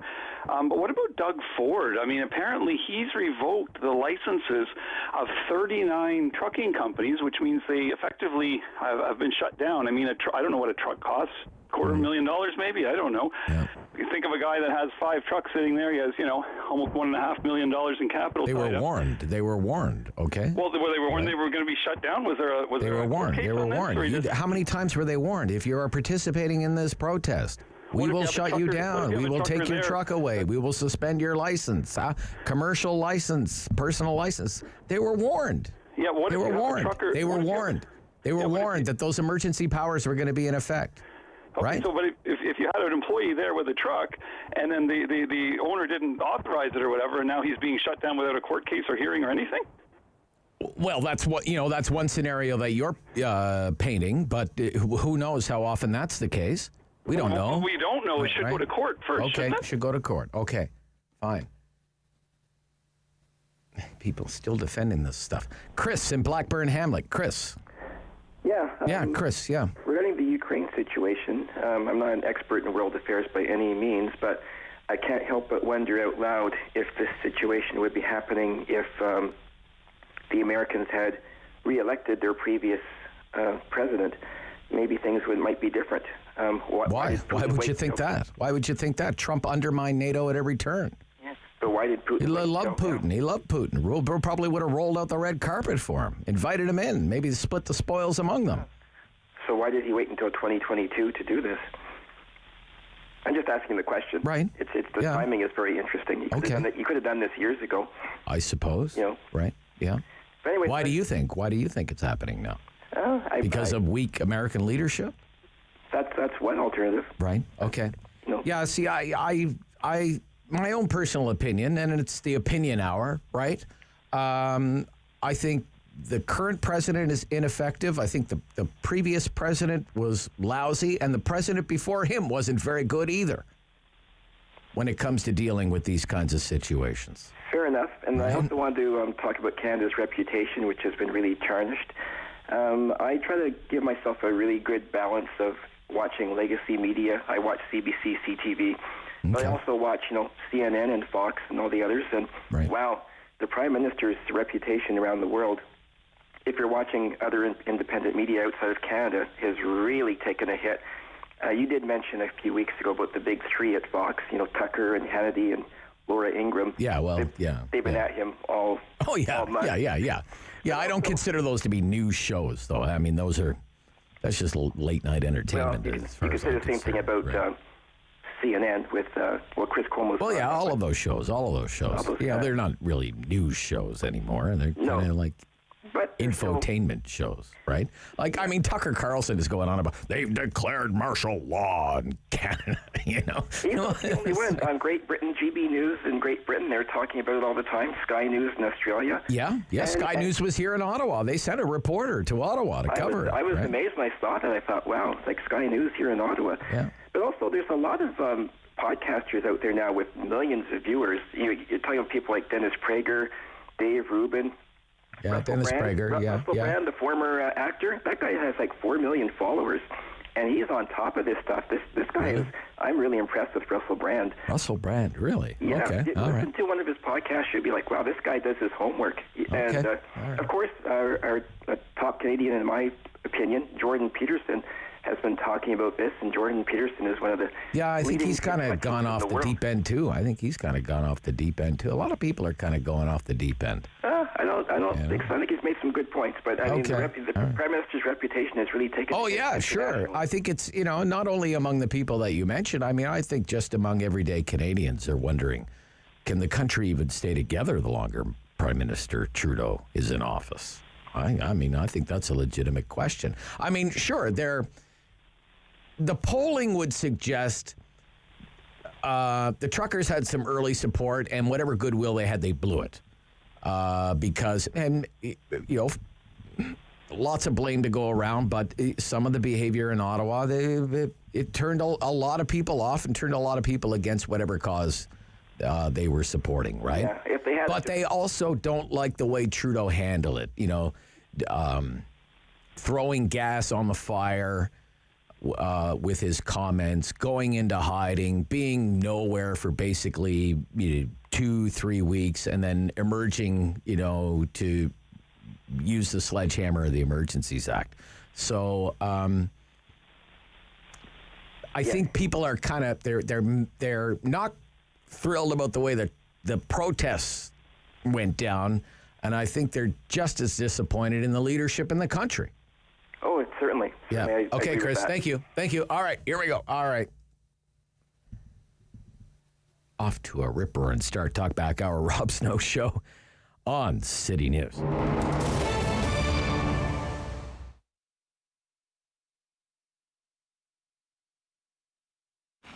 I started, as I said, at Lester's Barber Shop, and it was kind of it was one of those things that it was just an opportune time for me to get into it, just because he had decided that he was going to retire after the fire, and then the opportunity presented itself that I could open my own shop. And so I went from 150 square foot space on St. Patrick's Street to a 600 square foot space just on Beechwood to now here, and I'm in a 1,400 square foot space now. And I don't know, it's been an interesting journey because, you know, you think that you're just going to be just you or a really small space, and then all of a sudden, you know, you've got 10 other people working for you, you're in a much bigger space, and even incorporating the boutique. Last March, when all of this started, I mean, we closed down a little bit earlier than everybody else, and I'm going to say, you know, being honest, part of it was social pressure. We shut down before everybody else did, and I'm watching all these other salons, you know, just be really responsible and say we don't want to be a part of the process. So we got ahead of it and closed, and then, you know, the week later, the government's like, everybody's shutting down. And so it was a little nerve-wracking. I guess the first step of us, you know, trying to innovate and just keep moving forward was when the salon is closed, right? It's like, what do you do? Our whole industry is based on being with people, cutting their hair, providing a service. You have to be people together to do that. You can't do that remotely at all. So one of the first things that I saw in our industry, what people were trying to do is they were selling their hair products that they had. And luckily, I've had a website that always had a web store in the back. I just never used it. So as soon as I saw that people were doing that, I was like, okay, this is what we're going to do. I'm going to load up all my stuff. And so that worked out really, really well. And then from there, I managed to find a place that was like a wholesale website that allowed you to have net 60 days. So you don't have to, you can order all the stuff. You don't have to prepay any of it. There's free returns, all that. So that made it really easy for me to bring in other products and start trying to sell it. And so I went from selling hair products to shave products to bath and body products to a little bit of clothing and jewelry, and now it's just morphed into this whole, like, I want to make it a whole legit boutique. And by December of last year, I decided that this is a full-fledged thing and we're going to separate it. It's its own company. So it's really finding an opportunity that's there and running with it. So it's been really fun. Our clients are loving it. Our clients that have been here for a long time, they love it. To talk back on the Rob Snow Show. Have your say and call now. 613-750-1310. Yeah, Friday free for all. Boy, another crazy week, wasn't it? I mean, when I talk about the week, I'm talking about the full week, the full 7-day week. I mean, a week ago today, Wellington Street still clogged with vehicles. We can't find anything to Derek's claim about all of these seizures. We can't. David has been doing a news search.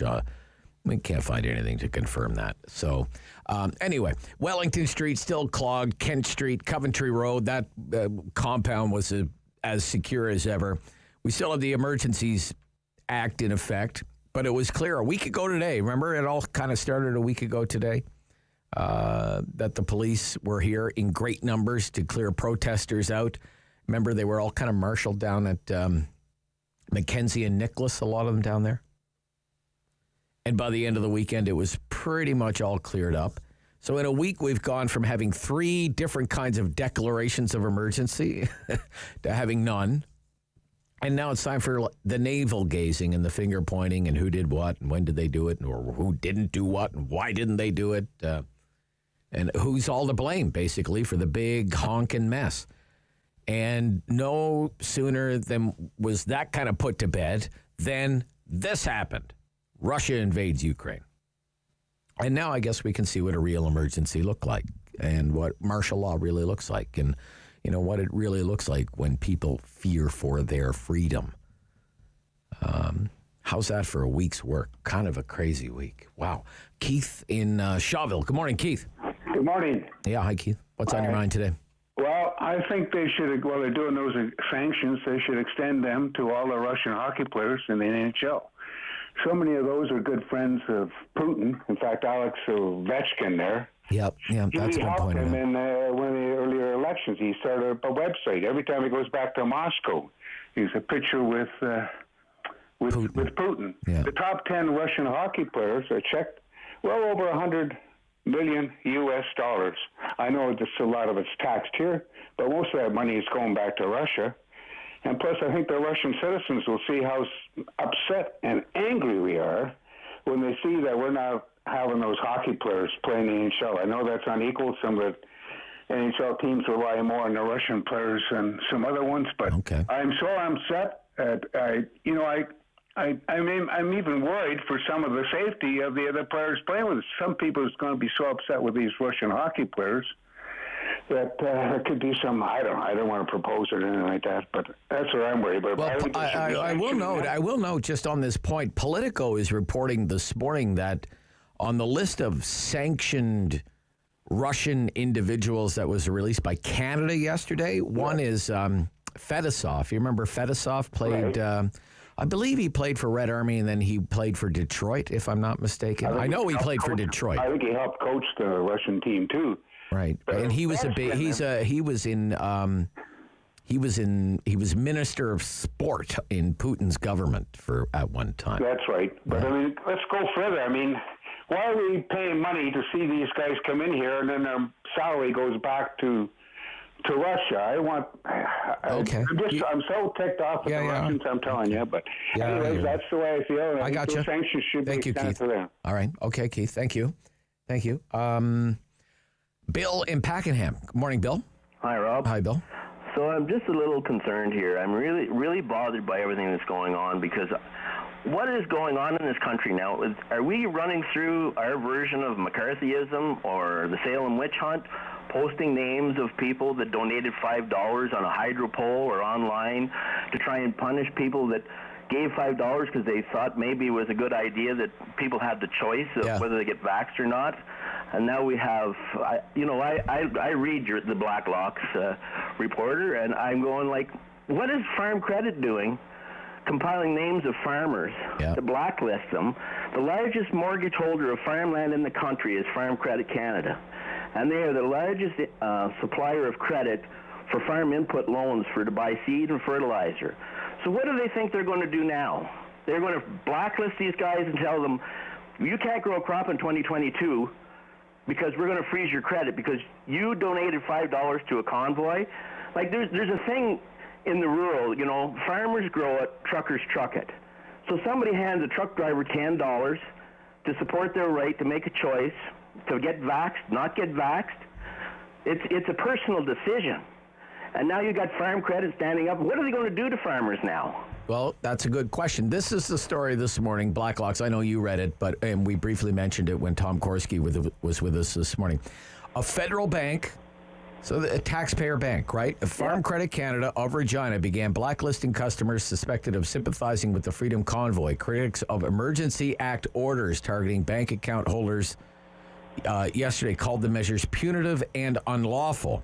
Freezing bank accounts is an invisible, punitive process, said Senator Elizabeth Marshall of Newfoundland and Labrador, a former provincial auditor. Marshall told the Senate even legislators could not get answers on how banks applied the order.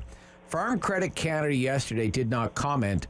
CEO Michael Hofford, in January 31st testimony at the Commons Agriculture Committee, said management was concerned about the overall mental health of farmers and determined to understand the effects of the very stressful events of the past year.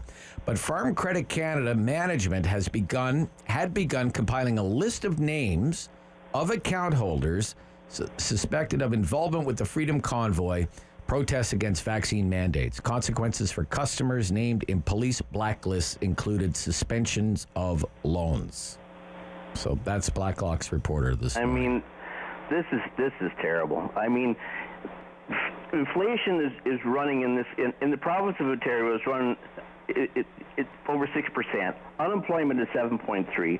The cost of groceries in the store, I don't know if you're going to have enough money to go to the store to buy groceries pretty soon.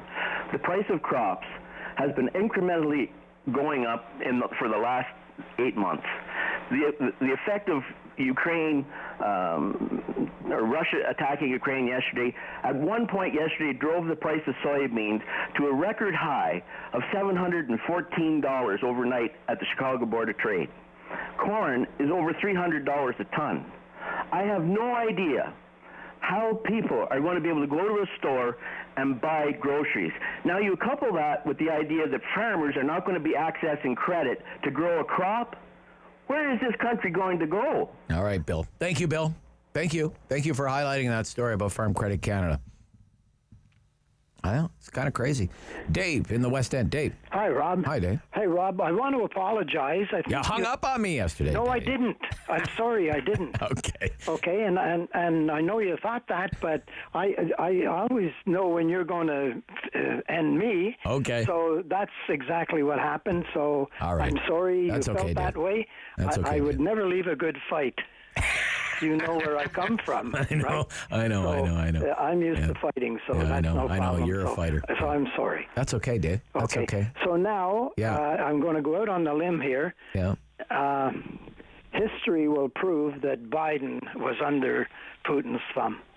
Okay, I don't know, but I have to tell you, just watching I was listening to it because I was in my car, but my gosh, it's hard to listen to that man at a news conference. Isn't it? It's just he rambles on. You know when an incoherent mess, and the reporters are giving him a rough ride. They were giving him a rough ride. Like, where is the proof? He comes out there talking about these sanctions. Toughest sanctions ever. Is there any evidence that this has deterred Mr. Putin in any way? He claimed that they were toughest ever. Right. Which is not true. And I know you and I disagree on Trump. Yeah. But you know the NATO thing that you mentioned, I have to kind of push back on that a little because Trump made NATO pay up. Well, he claimed that other countries in NATO weren't pulling their weight, right? Especially Germany. Yeah. And Canada. He made Canada cough up. Yeah. And the head of NATO thanked him for it. So let's just leave it at that. All right, Dave. Let's leave it at that because we're out of time anyway. But we always Dave. Sometimes Dave will, in the past, has gone up one side of me and down the other. But we always manage to make up in the end. It's actually a very touching love story. All right, we've reached halftime here in the Talkback Hour Rob Snow Show. Back right after the news and the latest breaking news, including an update on the Pat King bail hearing that's underway right now in Ottawa, one of the big convoy organizers. We'll get you the latest on that. We have a reporter following it. Rob Snow Show, City News.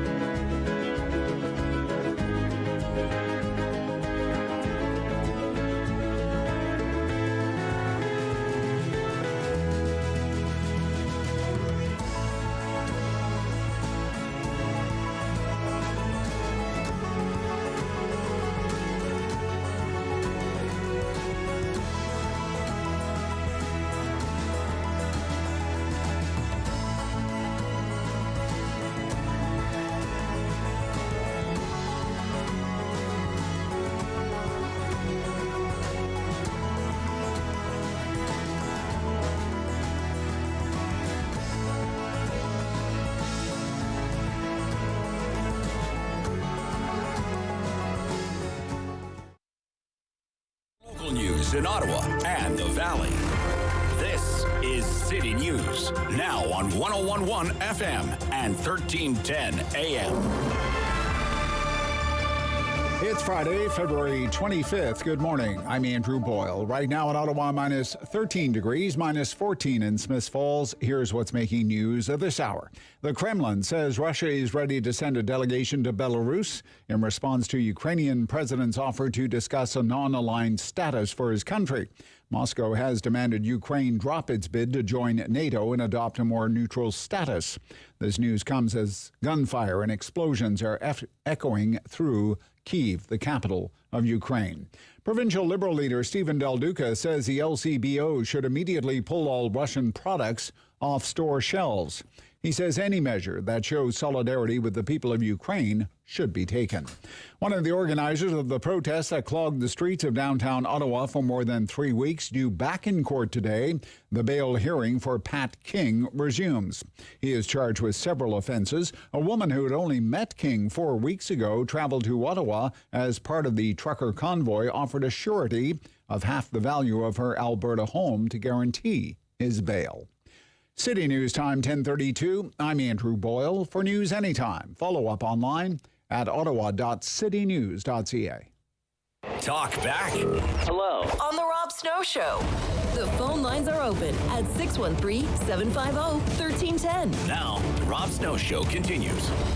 Second half of the Talkback Hour, it's a Friday free-for-all. Two big stories, Ukraine and the aftermath of the protest in Ottawa. Those are the two stories that kind of framed the week, I think, for me. They're kind of the bookends of the week. The end of one emergency and the start of a brand new one, much bigger one, global implications. And after listening to President Biden's news conference yesterday, I have to say, it doesn't fill you with all kinds of confidence that the West is really and truly and seriously committed to stopping Putin and his gang of bandits from taking over Ukraine. Sanctions. They talk about sanctions. I just keep thinking to myself, where is the proof that sanctions have worked to dissuade Putin in any way? He had to know there would be sanctions and likely calculated that into the cost of doing what he's doing today. Not 1 inch. They can go after banks. They're not even going after oil and gas companies. They did shutter that pipeline, Nord Stream 2. The West is pretty good at closing pipelines. Maybe they ask Canada for advice on how to do that. One of the few things we do well. Right, yeah. The Russian stock market tanked. Its currency's been devalued, but none of that seems to matter. Didn't matter last month, last week, yesterday, doesn't matter today. Biden said yesterday under questioning from the press about the usefulness of sanctions. We'll give it a month or two. You have that clip, David? Give it a month or two. We'll see where we are or something like that. I know this is hard and that Americans are already hurting. They are profound sanctions. Let's have a conversation in another month or so to see if they're working. Let's have a conversation. Is he for real? Give it a month or two? Give it a month or two? And then I heard some callers yesterday, and Mad Max said something along these lines yesterday, too. It's not our fight, and we should just stay out of it. Mad Max, who just spent the last month in Ottawa spewing off at every street corner about freedom and how authoritarianism was on the march here in Ottawa, basking in celebrity, being interviewed by the international media. That was him here in Ottawa. And then he says we should just butt out of Ukraine. We have nothing to do with Ukraine. Even though you have a country, it's a young democracy, to me, that was hoping to finally break free from true tyranny, the tyranny of Vladimir Putin, who has dreams of rebuilding the Soviet Empire. Ukrainians want nothing to do with that. They want to be European. They don't want to be subjects again of like a satellite state of Moscow. They don't want to be that.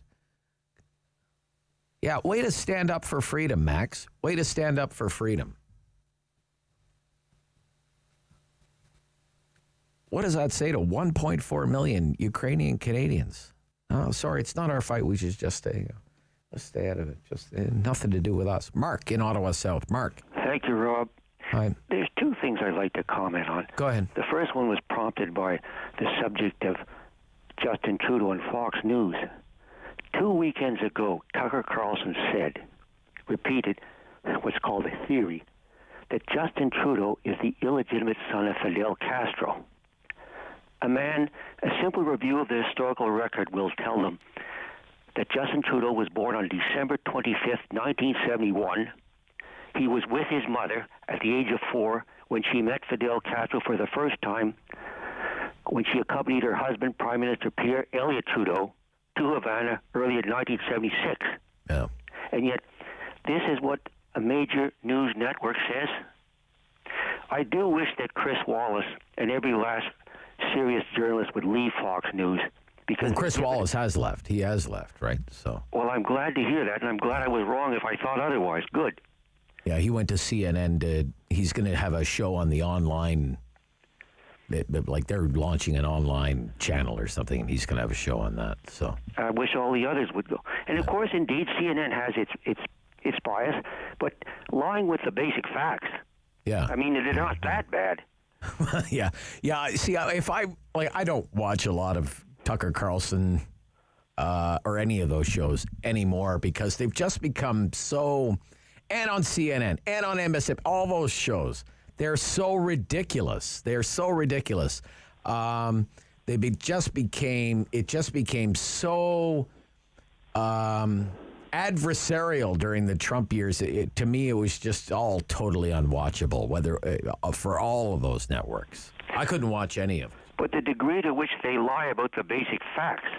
Right, okay, that differs. There's softcore pornography and there's hardcore pornography. Oh, I suppose. Okay, all right. The idea that if Donald Trump was president, Putin would not have invaded, that's absurd. Putin sized up Trump perfectly, and he knew how to play him. Trump's reaction would be, first thing that would cross his mind is that Putin has supported his election and his re-election, while the Ukrainians wouldn't provide him with dirt on Hunter Biden. Yeah, but I also think, don't you think that Putin has this fellow pretty much sized up too? The general rule with all of us, you see, that ultimately with a dictator, what it always comes down to is how much military force are you willing to use against him.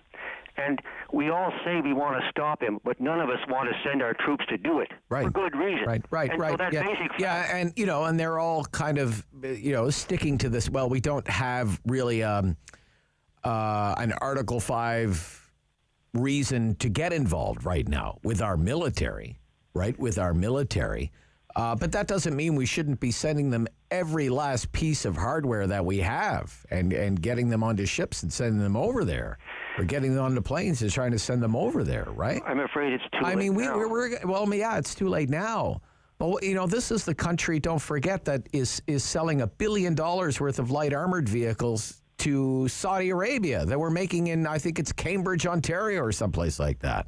Yeah. Why are we sending our military hardware to the Saudis? Why are we sending it instead to Ukraine so it can defend itself against tyrants like Putin? Instead, we're selling those vehicles to the tyrant in Saudi Arabia. It's all sorts of ridiculous. All right, Mark, thank you. I hear what you're saying, and you got me all worked up now. Just one stress-free Friday. Someday I'm going to Peterborough tomorrow to pick up a puppy dog. It's going to be a really fun road trip, and I'm very much looking forward to it. It's going to be like a stress-free day, and we're going to get a new puppy dog. Okay? Just don't I'm look just going to go to that place right now. Don't look at the number on the pump while you're out there. Yeah, I guess so. When you stop, just don't look at the number. Right. Just Let's go to Paul in Canada. Yeah, hi, Rob. Hi, Paul. Yeah, that dog's a great idea in these times for sure. Yeah.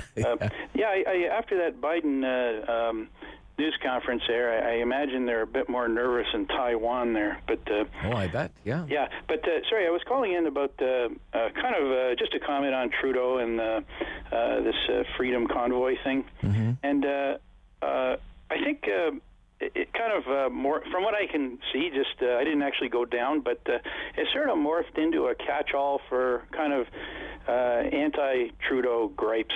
And I think there's a lot of them, and you know, a lot of people came out and were waving on the bridges and whatnot. But for me, I don't think Trudeau ever really stopped campaigning. I have the feeling like he's still on a campaign, and an election campaign, and he's still using what he kind of wrapped up the previous election with was this divisive politics and painting anybody that questions sort of his policy as horrible people. So again, I'm kind of predicting here, but I wouldn't be surprised. Like, he's already doing this anyway, but I wouldn't be surprised if kind of the next thing they do regarding these bank accounts is because I remember Chrysler Freeland said, we're going to follow the money, and my guess is they're gonna follow it and find people with links to bad groups, and there are people like that, I'm sure, that were part of it. Yeah. And you're gonna, but at the same time, I mean, in the Globe they mentioned in Saskatchewan alone there was I can't remember the exact number, but it was donated between $100,000 and $200,000, right? And so there are a lot of good people as well that were behind this, and in general, right? Basically. Well, you have to remember the whole thing went on for a month. Yeah. Right. The emergency measures were enforced for the final 10 days or so. Yes. Right. Yeah. And there were people. I took calls from people. I remember when the first day that the convoy rolled into town, they were filled with pride and felt like they were taking part in something that was actually bringing the country together. And there wasn't really much. There wasn't malice involved in it. Now, by the time it kind of got here and got settled in, and the first weekend came and went, and there were some kind of, sinister undertones to it. There was a nasty side to it, especially when you got a little further away from Parliament Hill, and what was going on at the compound on Coventry Road, we don't know. So it kind of lost whatever, as I said, it kind of lost whatever goodwill it had built up, I think, in advance of it actually arriving in Ottawa. But are you going to kind of chase people down for donating to a cause that they sincerely felt was a good cause to begin with? I don't know. Well, I think I guess what I'm getting at is I think they're going to, if they keep their foot on the gas of this the Liberals there of painting these people as horrible people and racist and right wing and terrorist and whatnot, they're going to find examples they can point to out of this vetting of where money was donated, and they're going to not hesitate to point to that, and unless they decide it's going to backfire on them politically, but I wouldn't be surprised if you see more of this kind of division, Okay. And it's a bit sad to see. Yeah, it sure is. It sure is. Thank you for your call. Well, I mean, one of the things that, those of us who are kind of digging into the actual wording of the measures that they gazetted to justify their use of the Emergencies Act, one of them said, because remember, they had to describe the nature of the threat. The government, if it had plans to invoke the Emergencies Act, has to describe concisely the nature of the emergency. That's required as part of the Emergencies Act. And it said, quote, the potential for an increase in the level of unrest and violence that would further threaten the safety and security of Canadians. The potential for an increase in the level of unrest and violence that would further threaten the safety and security of Canadians. The potential? The potential for an increase? The potential for an increase? I don't know if you read Matt Gurney this week in the National Post. He was so smart to pick up on this, because you can make the case the potential for unrest always exists in Canada. There's the potential for an increase in the level of unrest to increase, especially in times of peace. there is only the potential for an increase in the level of unrest. And that doesn't come close to meeting the standard of a public order emergency under the Act. It's not about, well, there's the potential for this to happen or the risk of that to happen. No. Under a public order emergency, according to the Emergencies Act, there has to be an actual emergency underway. Right now. Maintenant. Not, well, there's the potential or the risk of unrest. There's always the potential. There's always the risk. Nevertheless, we'll pick up on the other side. 10:46, final quarter on the way. Rob Snow Show Talkback Hour on City News.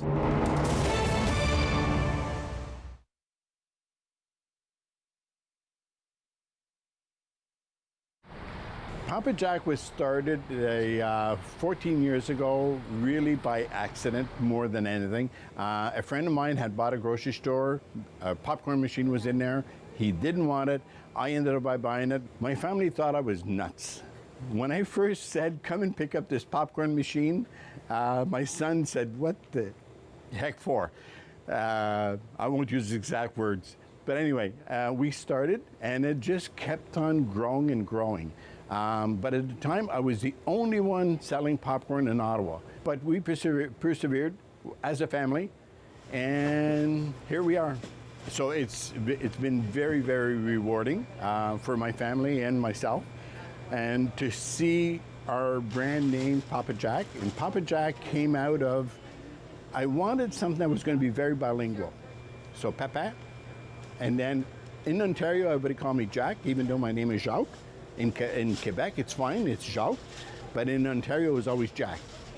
So we married the two together, Papa, Jack.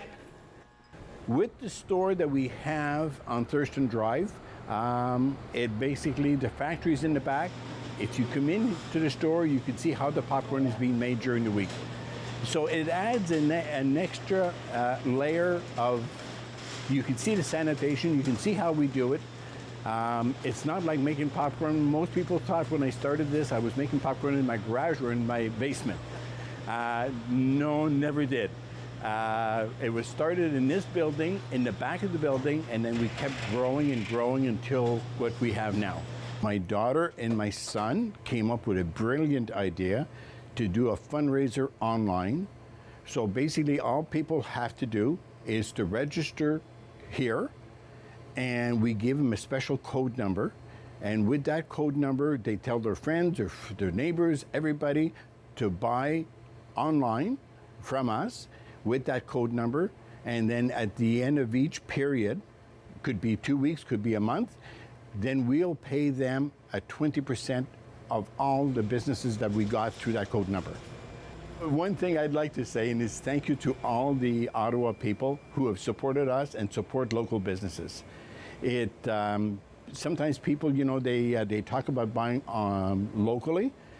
Now it becomes that much more important to buy locally, to support your local businesses, because not too many of them are going to survive this.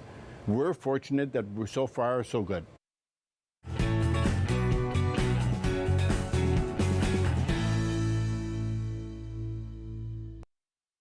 Time to talk back. On the Rob Snow Show. Have your say and call now. 613-750-1310. Yeah, so coming up after the news, we're going to talk to David Sally from the Ottawa Business Journal. We're going to talk about financial markets' reaction to the invasion of Ukraine by Russia. It was a wild day on the stock market. Yes, 1,000 points. A 1,000-point swing, if you can imagine, in a trading day. It's just being incredibly volatile. And one of the stocks that's, been along for this very volatile ride is Shopify, which was, really, a pandemic darling because it was kind of a lockdown stock. A lot of people not able to go to big box stores or shopping malls or shop on Main Street, what have you, because of pandemic-related health restrictions. That was to the benefit of Shopify. Shopify, arguably Ottawa's most important technology company. For a while, it was the most valuable company in Canada, eclipsing even the Royal Bank of Canada. Well, Shopify is about half of what it was, and in the last year is down 46%. Now, look, if you were an early adopter, I guess you could say, of Shopify, and you bought the shares, hey, you're still way ahead of the game. I mean, this thing went public in 2015 for $35 a share. It's $835 a share today. So you're up, more than 2,000%. You've done okay. But if you bought at the top, it's been a painful ride down. You've lost half your money. So we'll talk about that with David Sally, because the outlook at the last earnings report from Shopify, it wasn't the rosiest of outlooks from a company that has been so oriented on super growth. So we're going to talk about that. John in Kemptville, thank you for waiting. John, go ahead. Hey, no problem, Bob. I've got a couple points that kind of string together. So my first point is that the Emergency Act was enacted by our last progressive conservative government before the reformers took them over in 2002.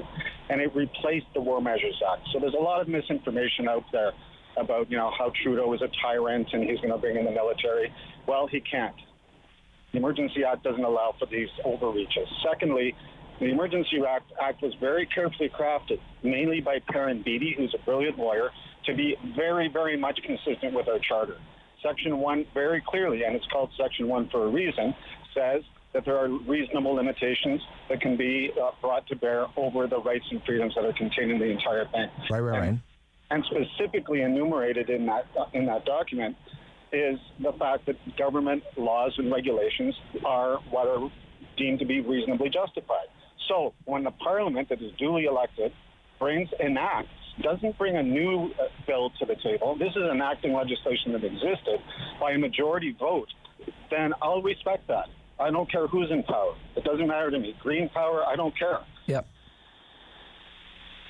Because they have information behind the scenes, I'm quite positive, that made it reasonable and measured to bring that in. So my next point here, Rob, is that the upper house is not an elected body. This is an appointed body. Right. And Conservatives for years have been screeching about how it should be either elected or abolished until it becomes convenient to make political hay, and then start saying, well, you should vote it down. Well, the fact is, the only function of that house is the sober second thought to develop legislation, not to make decisions that our democratically elected parties did. And my third is, why are these same Conservatives mollycoddling, taking photo ops, and supporting financially criminals?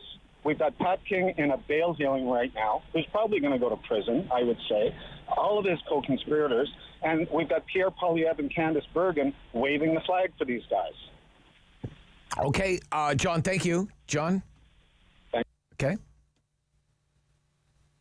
Mo, Canada. Hello, Rob. Hi, Mo. Good morning. Hi, Mo.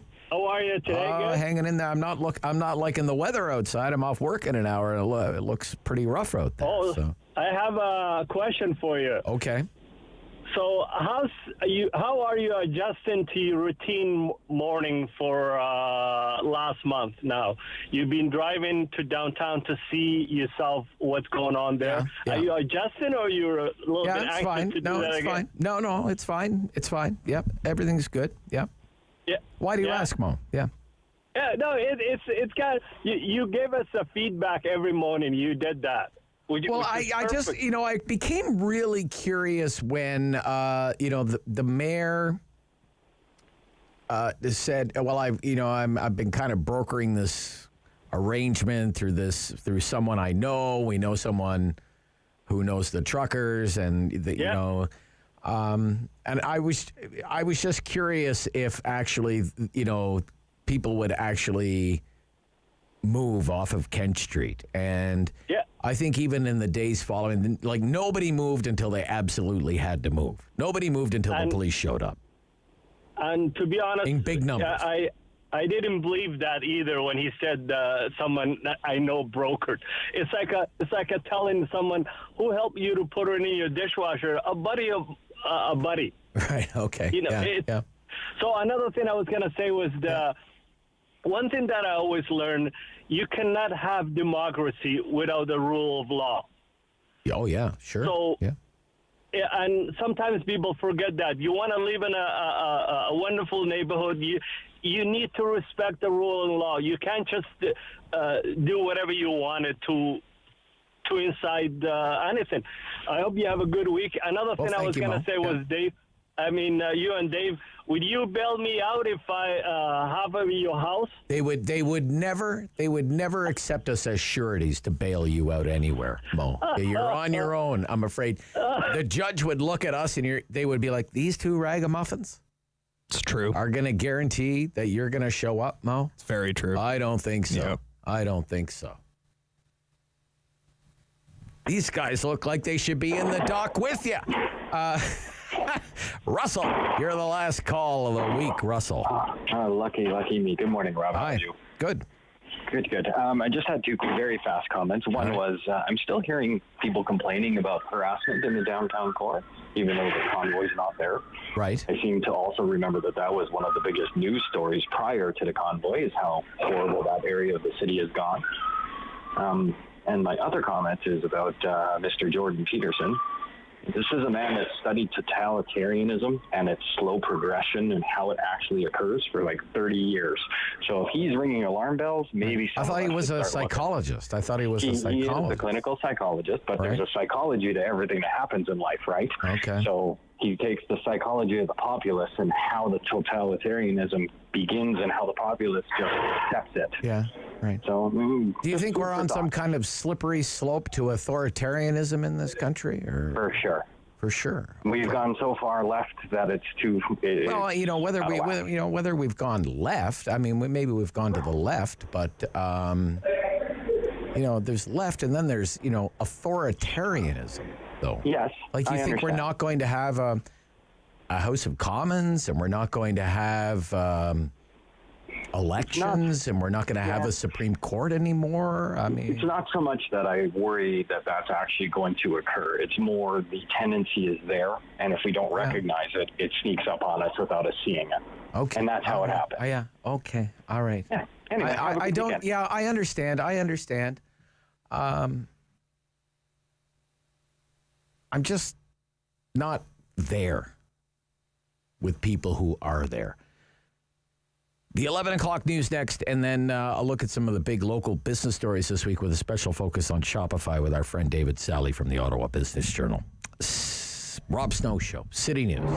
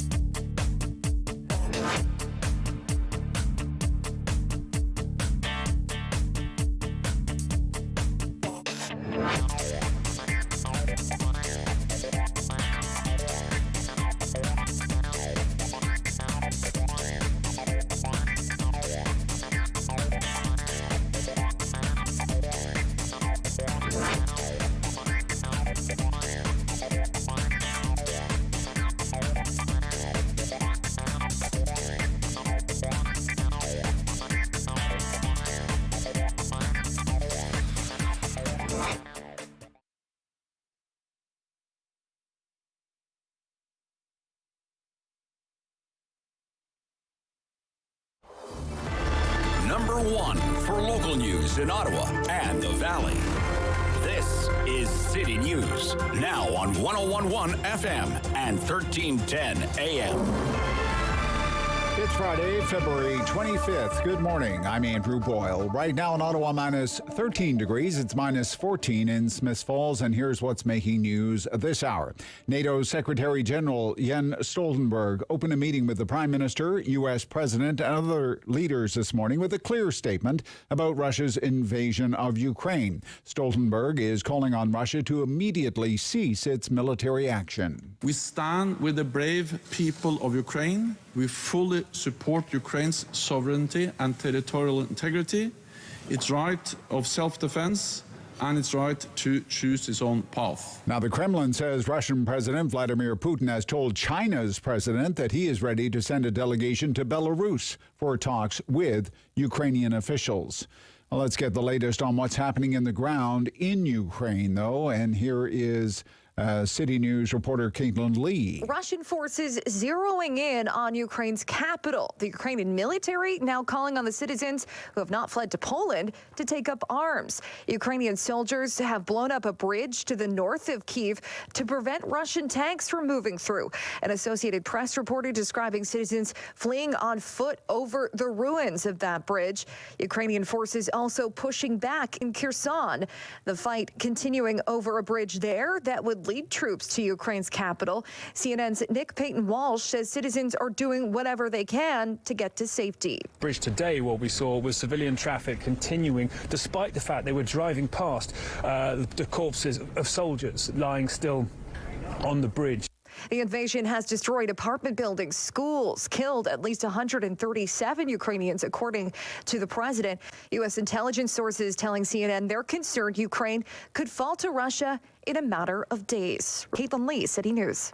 City News time, 11:03. Now, provincial Liberal leader Stephen Del Duca calling on the LCBO to immediately pull all Russian spirits off store shelves.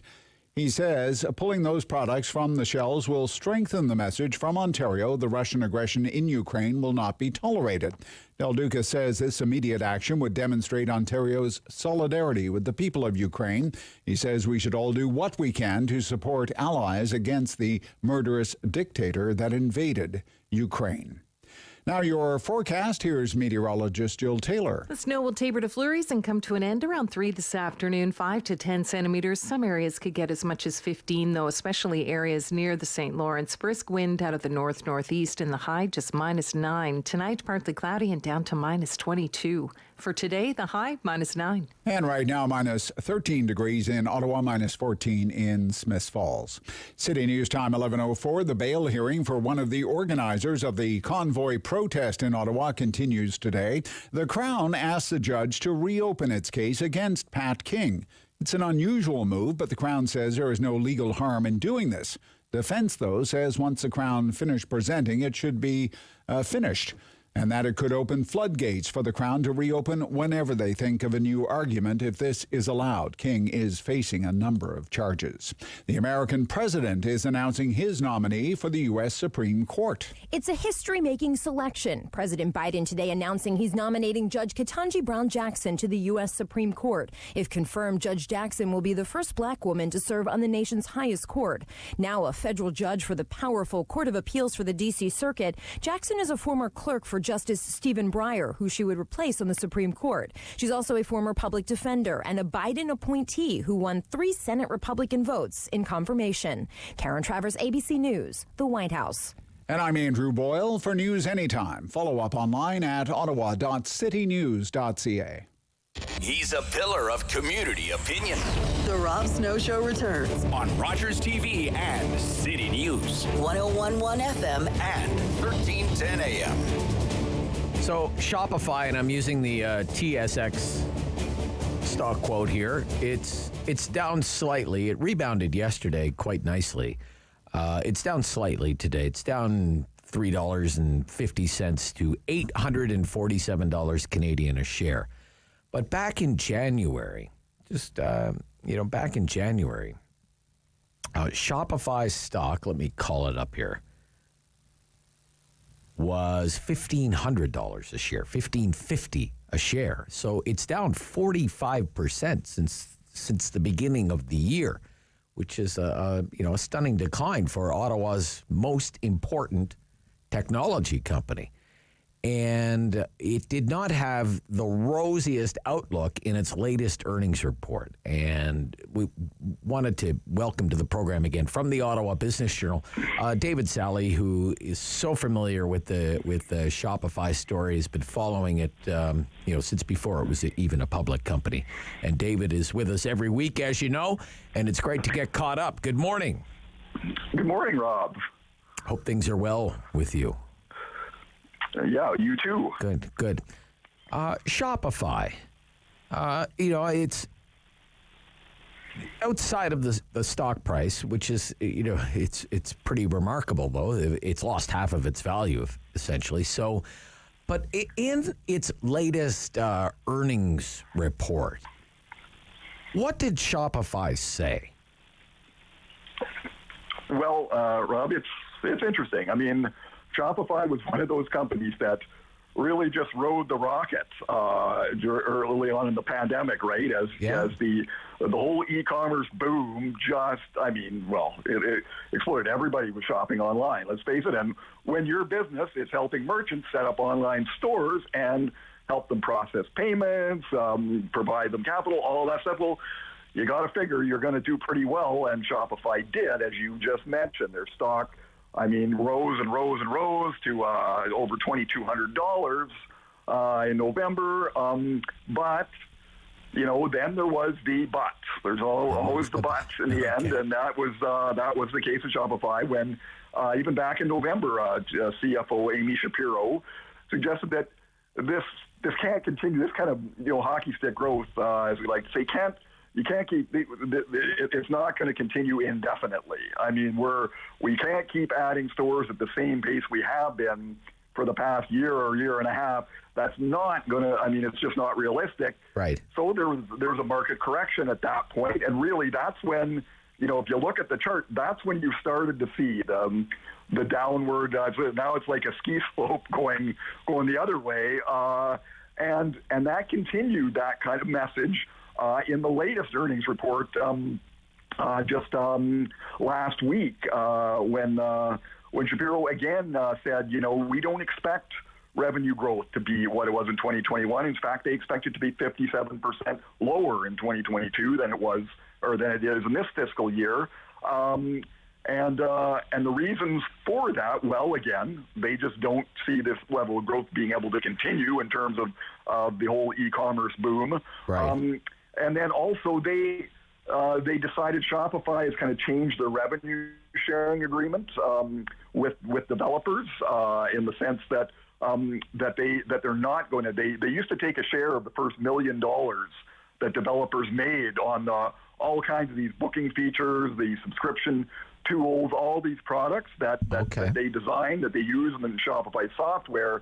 Shopify used to take a share of the first $1 million in revenue, but they've decided they're not going to do that anymore. So that's also that's a revenue stream that's not there anymore for the company. Right. Exactly. Right. Okay. Yeah. Okay. So and just basically as Shapiro said, there's the lockdowns are lifting where there's not the government stimulus money. There's probably going to be a hike in interest rates coming soon. That's going to maybe put a damper on spending, and so overall you combine all those factors, and it does suggest there are going to be some headwinds for Shopify in the next little while. Well, it's interesting. One of the other things is the economy is rebounding now, and restrictions are being eased, and capacity limits are going away, and all of these things, right? So people will go shopping again. Exactly. They won't have to buy everything online, right? Right. They won't, and people do naturally. I think a lot of us do, like me included, like to actually go into the store and browse the shelves and that sort of thing. I mean, it's what we're used to it, and a lot of people still like that tactile sort of experience. So that is probably going to have an effect on Shopify going forward. There's no doubt about it. Yeah, and I think Shopify admitted that in its latest earnings report that, one of our problems is our growth is going to slow, and it's kind of counterintuitive. Our growth is going to slow because the economy is improving. In other words, the economy is reopening. Somebody asked me the other day, well, who are Shopify's competitors? And you can name some Shopify rivals, Amazon, Etsy, or whatever, right? Big Commerce is a Texas-based company that offers a similar type of platform. Yeah. Would you say Etsy? Maybe Etsy or something like that? Maybe. Maybe. Yeah. Okay. Yeah. In a sense, yeah. But their real competition is the mall, or like an outlet like Train Yards or someplace, or the Tanger outlet or whatever, the actual physical shopping experience that people enjoy, that they've been, in a lot of cases and a lot of times denied, say the joy of, going shopping, for example. Right. Yeah. And it's not like Shopify isn't trying to tap into that market, the brick and mortar market. They do offer products for brick and mortar merchants, to help them track inventory and that sort of thing. I mean, but it's not their bread and butter. It's not what they were started to do. So it's something that they're obviously trying to kind of expand their footprint in that area, but again, they're all about e-commerce, right? That's really the whole point. Is they want to democratize commerce, as Harley Finkelstein has often said, right? Their president. So, and that would mean, how do you do that? Well, you make it easy for entrepreneurs to get in business, and the easiest way to do that is to open an online store. So, I mean, brick and mortar is never going to be, really Shopify's main source of income. That's for sure. So, and I mean, I don't think in the long term. I mean, I think we're still going to see plenty of growth, right, in online commerce. So I don't think there's any real concern on Shopify's part that, boy, this market is going to dry up. Not at all. Right. But it's not going to be maybe that that same kind of heady, those numbers doubling year over year, that sort of thing. That may be the wild and crazy growth days are over, and what we have really is kind of a maturing enterprise. Fair enough? Exactly. Okay. Yeah. That's it. Yeah. Okay. Yeah. It's just, and it's been a tough start to the year, not only for the stock market, but particularly for tech stocks as well. For the broader market, the NASDAQ hit correction territory, actually bear market territory before doing the big rebound yesterday and the big turnaround for the stock market. I was looking at Ottawa's other big high flyer, which is Kinaxis, the software company Kinaxis, which does supply chain management. And it was, in a red hot space when the supply chain was so fragile during the pandemic, right?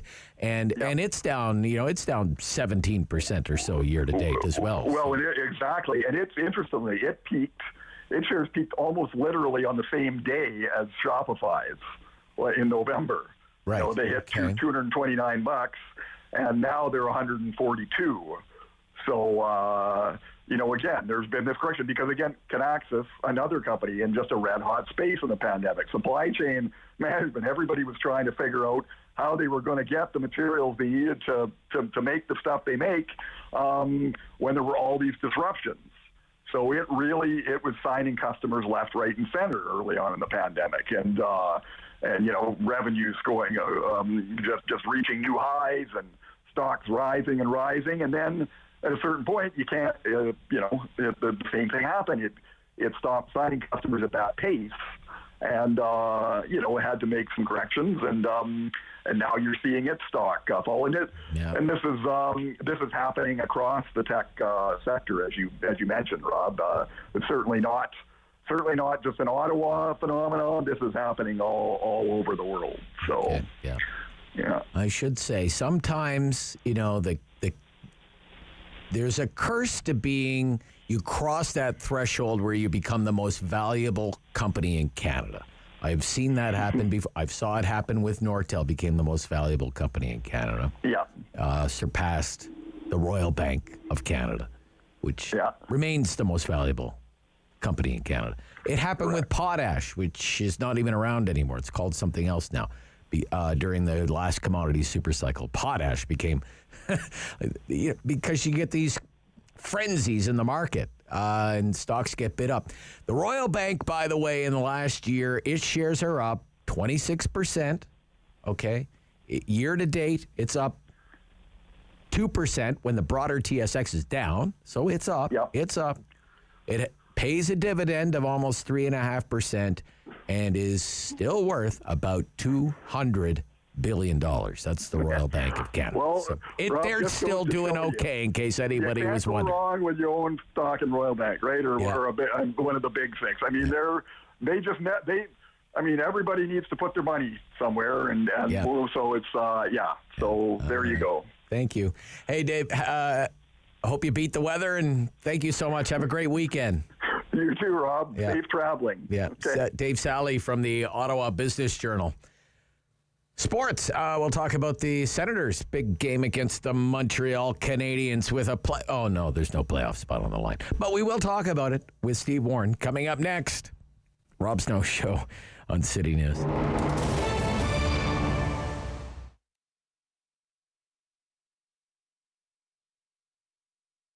Part of the reason I got back into this is because I am creative, and I also wanted to kind of have a fun flair, 50s vibe. All of the boxes are kind of fun names, the colors are fun, the logo is fun, and it's not just the package that I want to bring joy to people's lives, it's also the feeling that they get when they receive it, to know that there's someone that thinks of them and they're missing them and showing that they care when they can't be there. The smallest of the subscription boxes is the red box, the classical box. So you would get 5 to 7 items from the variety of categories. Those do change quarterly. However, with items that are more popular, we'll bring them back as people ask for them, or you could get them as an add-on option. And then those items will be included in the Jazzy box, the same items from the first, although they'll be in a larger size, more quantity, as well as a couple extra items. And then in the largest box, the Doo-Wop Deluxe, which is our most popular, that is a comprehensive offering of all of the other 2 boxes, plus additional.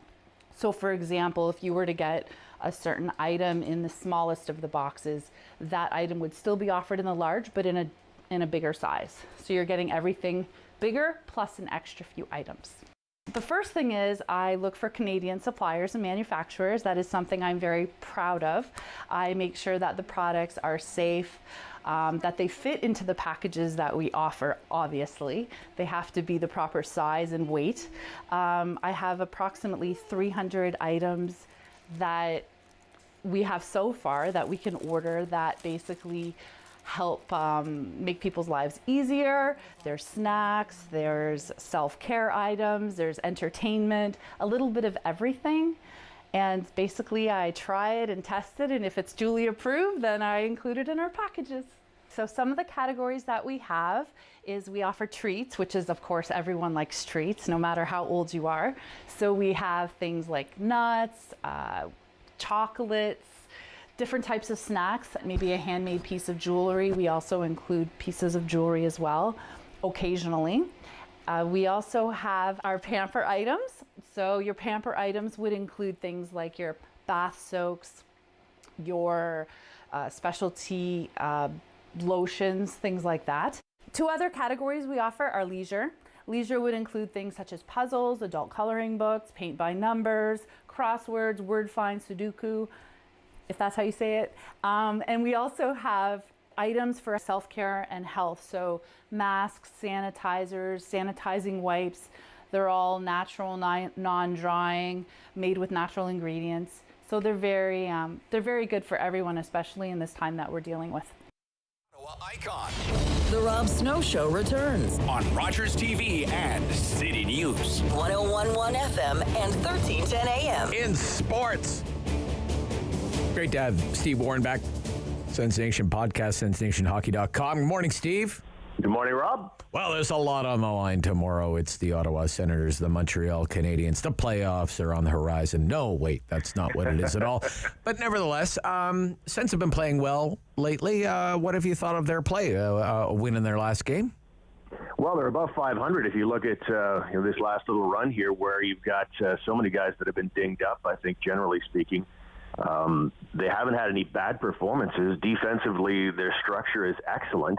What's let them down from time to time is the offense, and that's to be expected with the key guys that they've got out of the lineup right now. So I think you have to be thrilled with the consistency of effort that you're getting out of the Ottawa Senators on a nightly basis. Okay.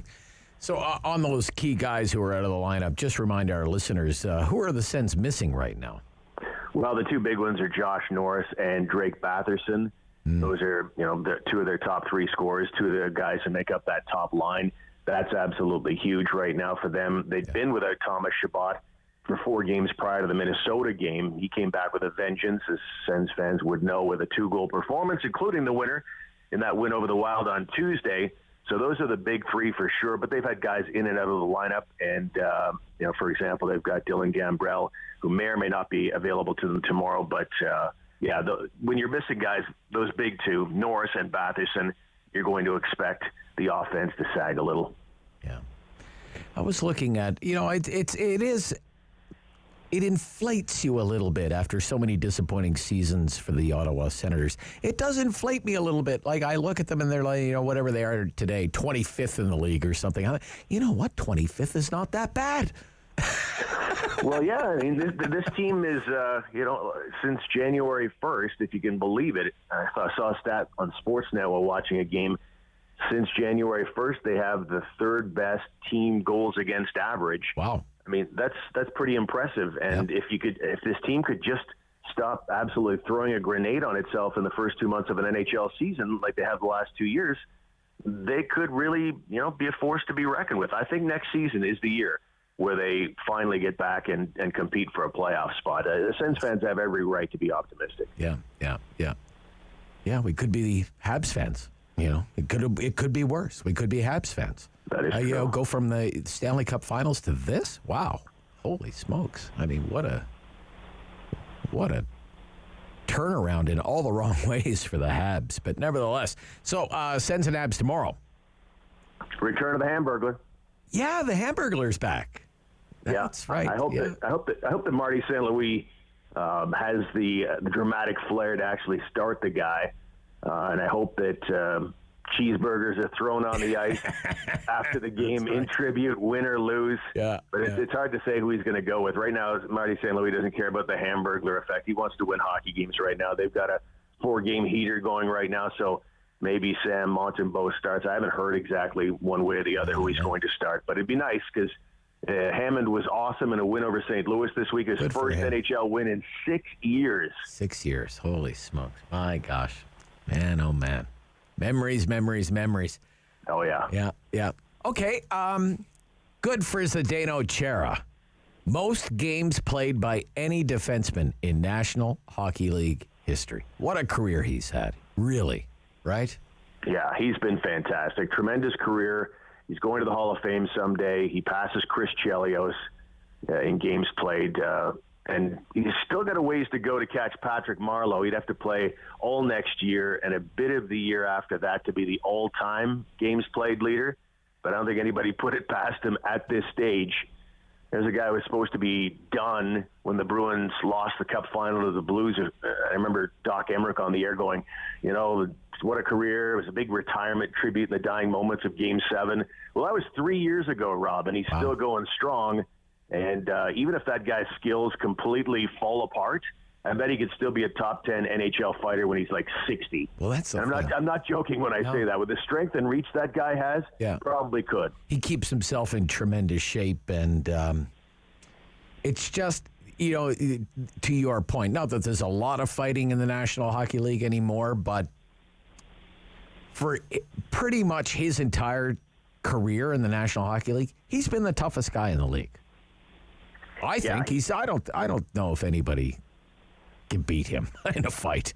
If he has I don't know if he's ever lost a fight, really.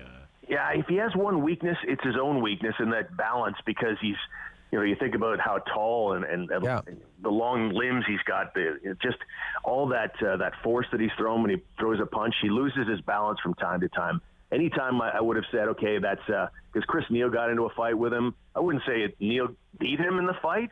That was after the big hit on Johnny Boychuk when the Bruins were visiting years ago. It ended up that Chris Neal was on top, but largely because Zdeno Chara lost his balance. If he keeps his balance, I believe he'll win every fight he's in. No question about it. Every time I see him get into a fight, I'm thinking, why do people still want to fight Zdeno Chara? It must be just like, I'm gotta take on the guy with the belt. All right, look, we've all been watching, of course, glued to CNN and the news networks, watching everything that's unfolding with Ukraine. And then yesterday, the Canadian government announced its sanctioned list. We're going to sanction these Russian individuals. And Politico reports this morning that one of them is Fedosov, Vyacheslav Fedosov. Can you remind us about his career, Steve, Fedosov?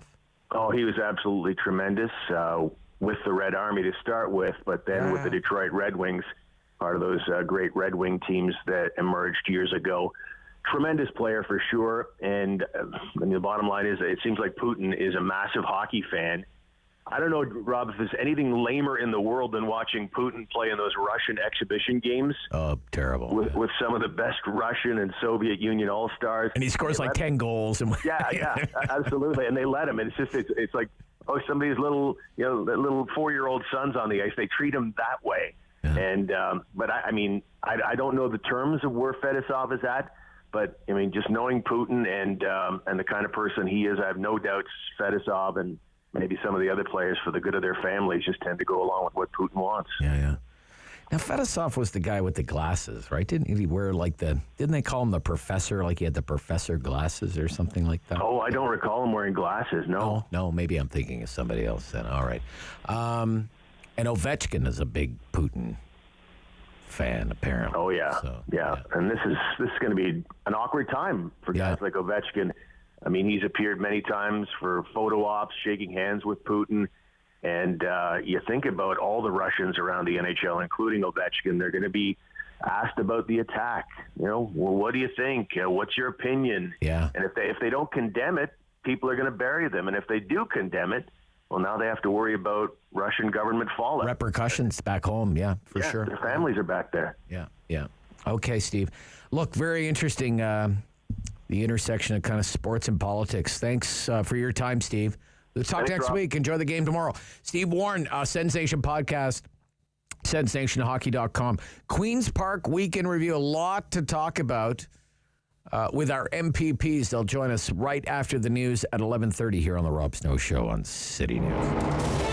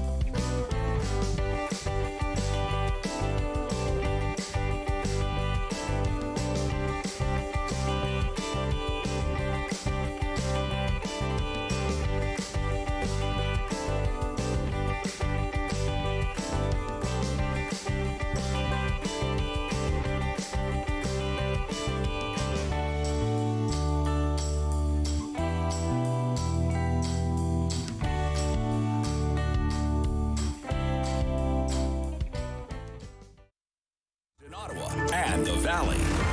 This is City News, now on 101.1 FM and 1310 AM.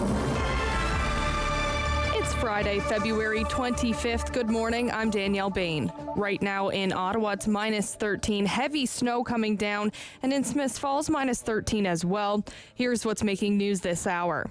The Kremlin says prospects for possible peace talks between Russia and Ukraine look uncertain as gunfire and explosions echo through Kyiv.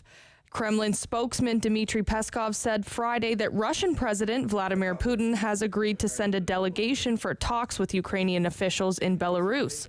Peskov told reporters that after the parties discussed Belarus as a possible venue option, Ukrainian officials changed course and said they were unwilling to do so and would prefer to meet in NATO member Poland. After that, they halted further communication. The leader of Ontario's Liberal Party is asking the LCBO to stop selling Russian products following Russia's invasion of Ukraine. Stephen Del Duca wrote to the CEO of the Provincial Crown Liquor Corporation asking that the LCBO pull Russian items until troops are withdrawn. In his letter, Del Duca said Ontario should follow the lead of the federal government, which has taken a stand against Russia by imposing sanctions. The bail hearing for one of the organizers of the convoy protests in Ottawa continues today. Pat King's bail hearing continues after being charged with mischief, counseling to commit mischief, counseling to commit the offense of disobeying a court order, and counseling to obstruct police. And Canadian tennis player Denis Shapovalov is playing in the semifinal of the Dubai Tennis Championships. The 22-year-old is currently down 5-3 in the first set against Yuri Vesely of the Czech Republic. The winner goes on to play Russian tennis player Andrei Rublev in the final. City News Time, 11:33. I'm Danielle Bain, and for news anytime, follow up online at ottawa.citynews.ca. Strong voice. Strong opinions. The Rob Snow Show returns on Rogers TV and City News. 101.1 FM and 1310 AM. Okay, let's just jump right into it here. The gang's all here. Time for Queen's Park Week in Review with our MPPs, including Progressive Conservative from Flamborough, Glenbrook, Donna Skelly. Welcome back, Donna. Good morning. John Fraser's the Liberal MPP for Ottawa South. Good morning, John. In snowy Ottawa South. This is a southerly system, John, the snow, so you're probably getting more than other parts of the region, in Ottawa South. Gilles Bisson is the MPP for Timmins, New Democrat.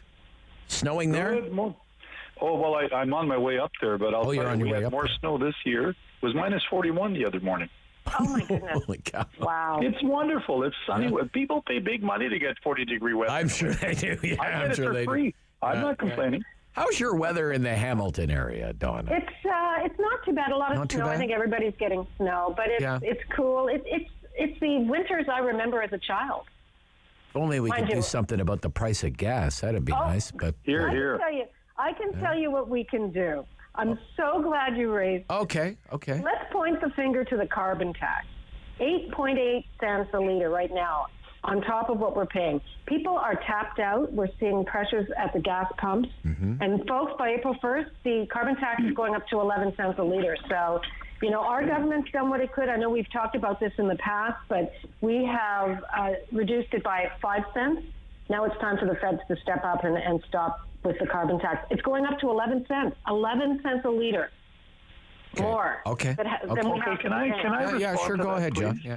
Well, just very, very Gilles, quickly. Sorry, we should thank Mr. Ford for having brought the carbon tax to Ontario, because Mr. Ford decided to get rid of cap and trade, and as a result of getting rid of the cap and trade system, we ended up getting the carbon tax applied by the federal government. Mr. Ford knew that when he made the decision, so it's a little bit rich to say it was entirely the federal government's fault. Yes, the federal government did the carbon tax in the event that you didn't have any other mechanism. And when Ontario got rid of cap and trade, well, guess what? Mr. Ford gave us a carbon tax. Let's have cap and trade and have all of the money filtered to companies in California. Cap and trade was better because carbon, we don't need either. You guys, I tell you, it was a lot better having the companies pay for it than the consumers pay for it. It's time that consumers get a break. I don't know. They're not saving big money on gas on the Quebec side either. They're not saving big money on the Quebec side for gas. Right. Gas in Hull is the same price that it is in Ottawa, pretty much. Gas in Hull is the same price as it is in Ottawa. If anything, gas used to be a little, for years, gas was a little cheaper in Hull than it was in Ottawa. John, go ahead, John. Yeah. No. Yeah. Your government, when you guys were in government, it was all you could do to, did Al Gore collect frequent flyer miles when he was flying? You flew him into Toronto so often, crying out loud. I think it's good to have a plan for the environment. That's what Ontarians and Canadians want. Yeah. And Doug Ford threw one out and didn't replace it with anything. Replaced it with what? Sorry. Trying to pretend that we're trying to work. There isn't a price on carbon. There isn't a cost to carbon, and the reason that you put a cost on it, I haven't had a. Oh, there's a cost. We're paying it. Paying $1.60 a liter for it. Yeah, John. I know we're all paying that, and it's hard and it's tough on families. Yeah, I guess so. But, if you take a look at what we're doing to our environment. We got to get ourselves off fossil fuels at some point.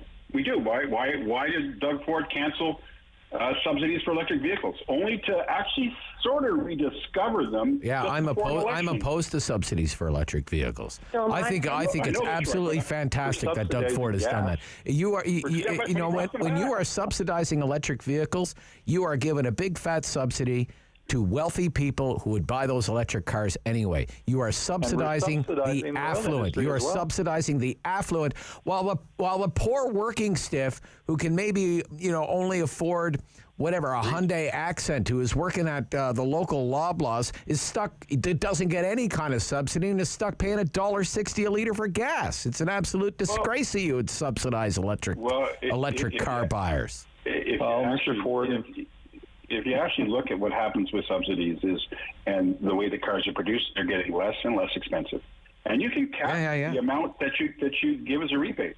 And there are families out there, and owning a car. Here's a great thing: owning a car isn't for everybody. But since when did it become the government's job to send people checks in the mail so they can buy a car? Since when did that become the government's job?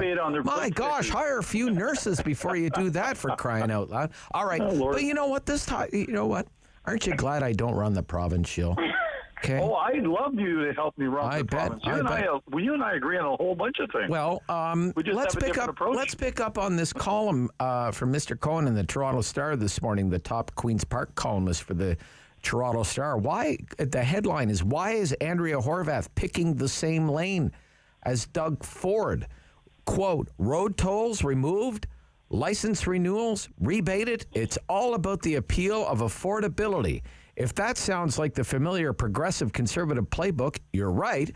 Now the New Democratic Party has learned the lessons of Ford's 2018 election victory. If political leftists can't beat the right-wing premier at his own game, they may as well join him in cutting government revenues, which is why the loudest victory lap after Ford's Tories rescinded tolls in Durham came from NDP leader Andrea Horwath, who said today is a victory and congratulated Oshawa MPP Jennifer French.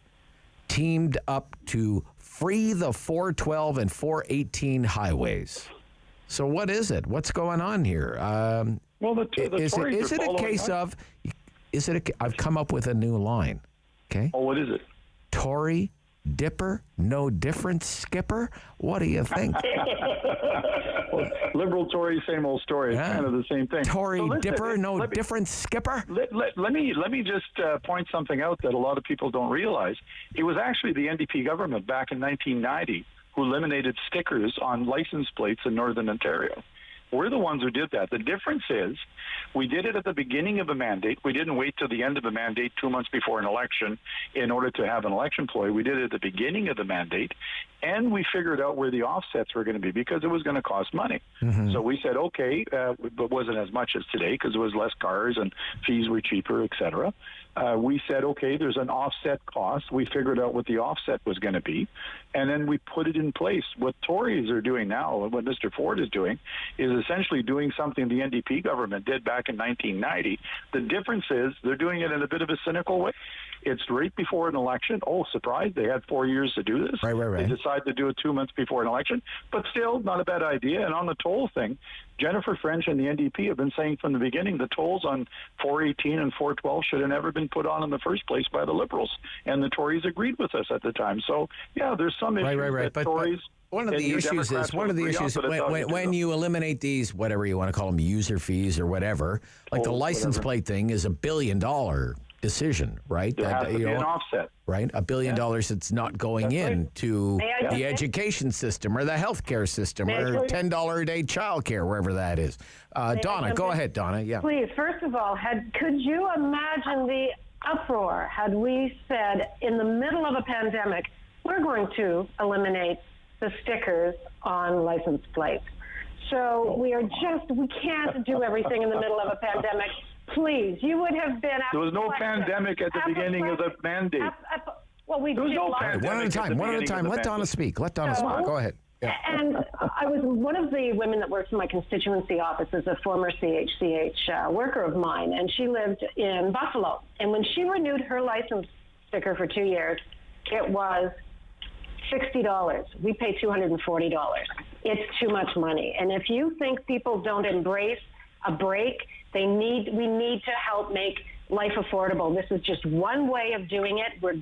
Our economy is booming. We'll make it back by having a vibrant economy. This country, this province is going to rebound, and we will make it through having more jobs and more workers and more businesses making money in Ontario. And that's how we intend to pay for programs in Ontario, not on the backs of the hardest workers. I mean, John, I hear from Donna and I hear from Jill, they're trying to make life more affordable for the people of Ontario. What about the Liberals? What are the Liberals doing to make life more affordable? Well, I just want to answer to Donna what she said first off, which is there would have been like hell to pay if they'd taken the stickers off in the middle of the pandemic. I don't think so, because they would have saved a lot of people a lot of heartache and a headache having to go to get their sticker renewed and figuring out what to do during the pandemic. So I don't think it would have been a problem.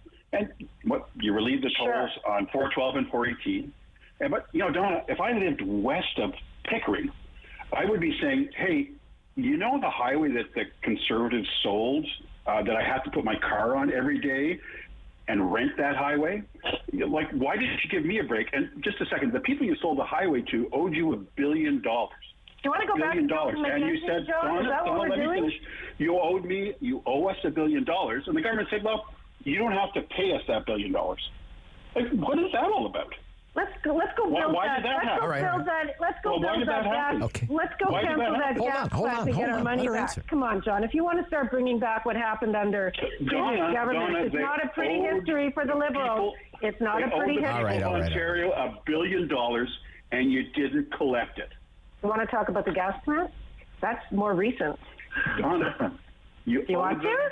We can pull $1 billion this year. They owed you, Donna. $1 billion is like a third of a gas plant, John. Come on. That's all. Look, very clearly, what have we heard?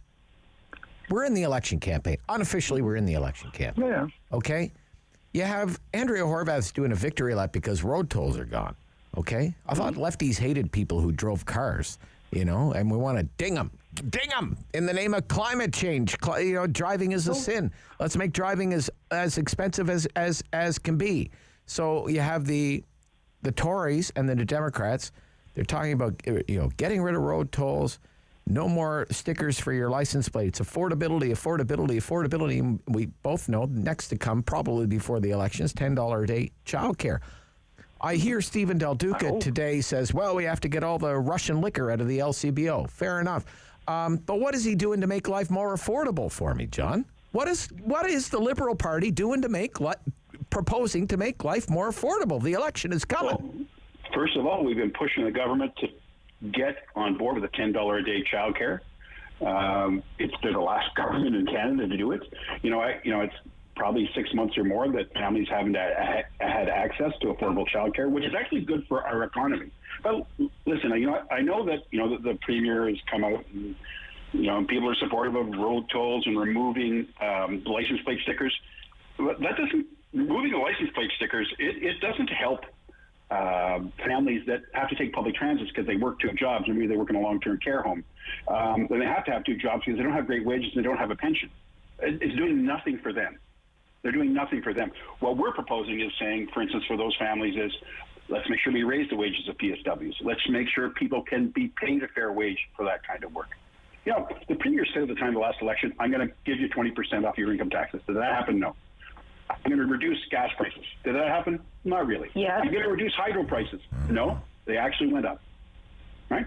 Right. So, and you know what, buck of beer? It kind of fell flat after about 6 months. They all sounded the beer at the time. Yeah, buck of beer. They all sounded really good at the time. But did they actually happen? No. All right. When we come back, I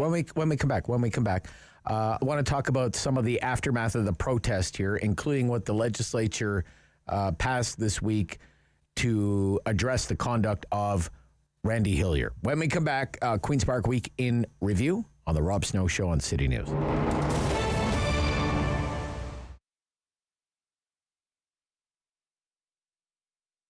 To opening a business especially in a pandemic, in that kind of situation, is very challenging. First, people don't know me, people don't know my product. To build a new clientele, to build a trust for them, to show them that I care about it. I do love my food. That was the biggest challenge. And of course, in all lockdown, where I had to face it regards my employee, girls, ladies, what they work for me, I didn't want to tell them, sorry, I'm closed, I'm not having a job for you. No, they have families, they have kids to feed. So this is very important because we are family orientated. And we decided to open. We, of course, essential business. So been very tough, very, very tough, as we didn't see people on the road. Market was completely quiet, but we knew that we have to wait, and we knew that we're gonna be fine. In this town, we built online shop, Vedel Online, and we did Uber Eats, which one is picking up and is very, very popular. We have a really good feedback. So this is the song from my heart. And and we try to expand. I'm thinking about opening another location. So I want to make Vedel famous. I want to make the Vedel place to be for all the families with kids. Try the traditional food, what the grandparents cooked in the countries when they're from, or even Canadian people. They're more than welcome to come and try our famous pierogis. I try to be passionate about my food, organic food made with love, with all homemade, organic. So you can find food from all over the Europe: Polish, German, Ukrainian, Romanian, French, Armenian. So all kind of different types of food. Homemade lunches. We focus on the homemade lunches, grandma style. I keep always saying, like in my Genia Babcia house, how she cooked. I wanted this love and this food over here because I believe that will bring all people around me. And all the organic cold cuts, lovely selection of sausages, cheeses, European cheeses, great selections of mustards, French cookies.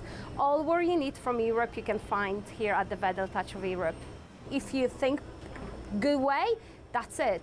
You have to. I had the option to cry in the corner and say, oh, pandemic is coming. No, you need to stand up and fight for it and have your eyes open, think outside of the box, and do it. So keep up with Rob. The Rob Snow Show returns on Rogers TV and City News, 101.1 FM and 1310 AM.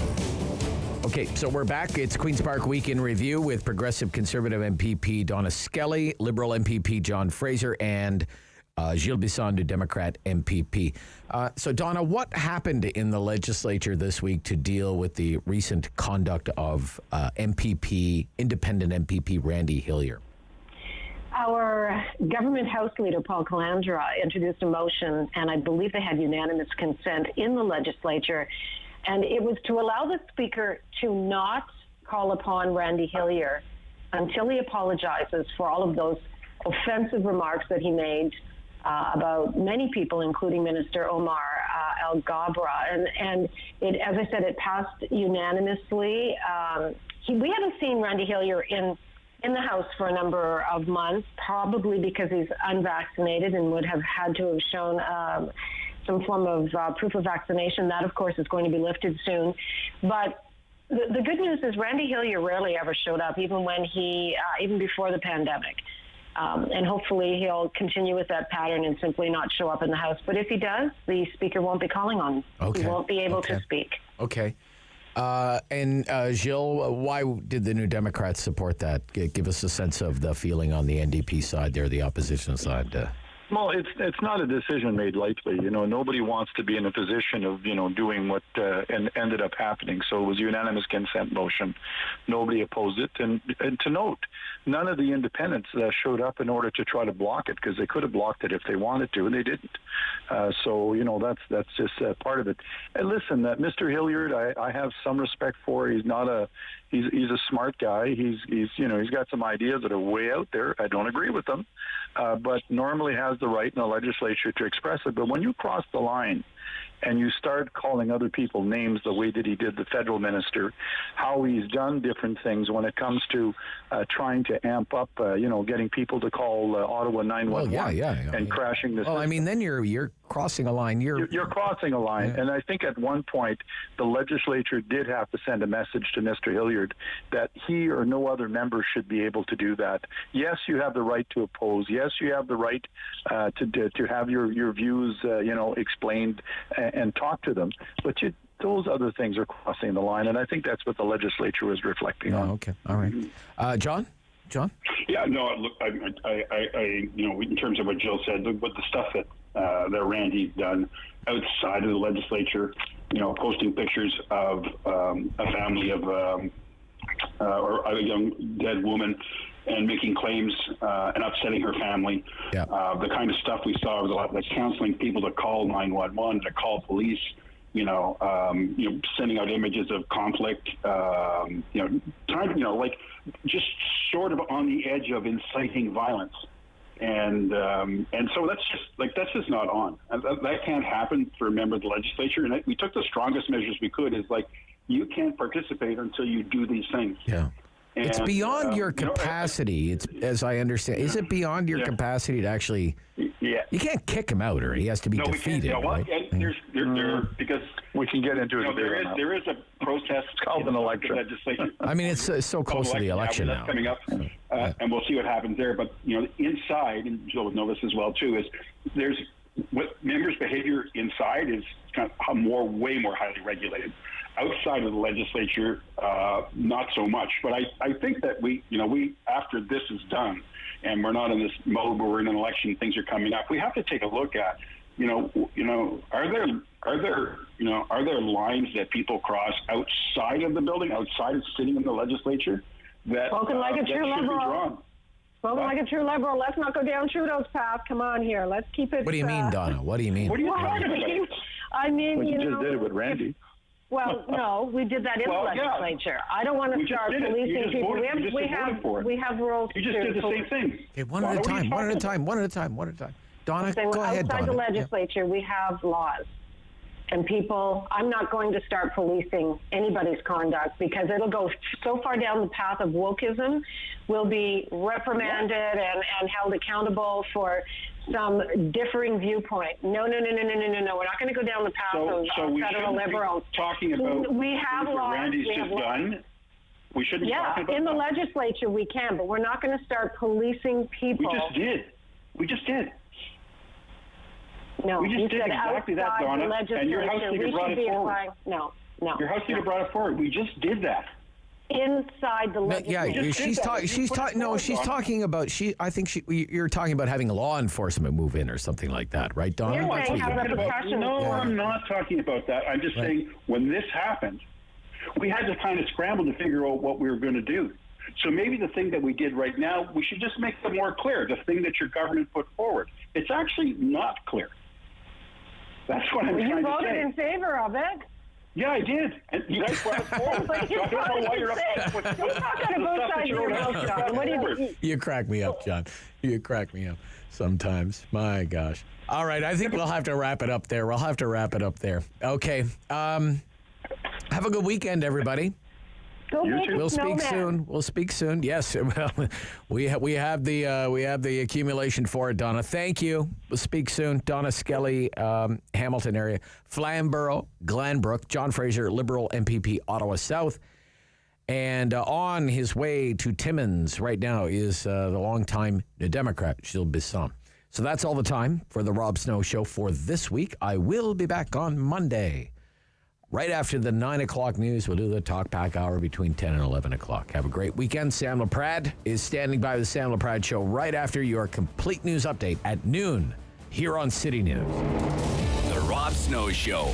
Weekdays at 9 on Rogers TV and City News. 101.1 FM and 1310 AM. Number 1 for local news in Ottawa and the Valley.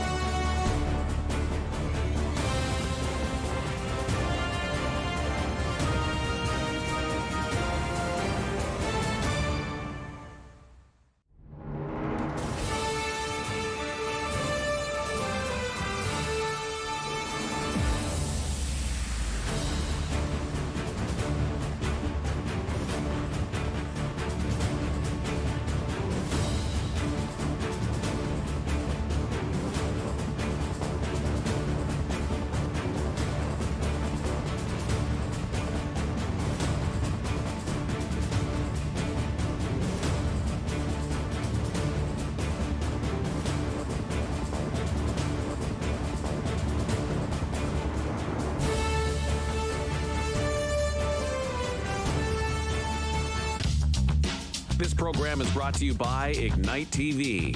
Now you're in command. Visit Rogers.com.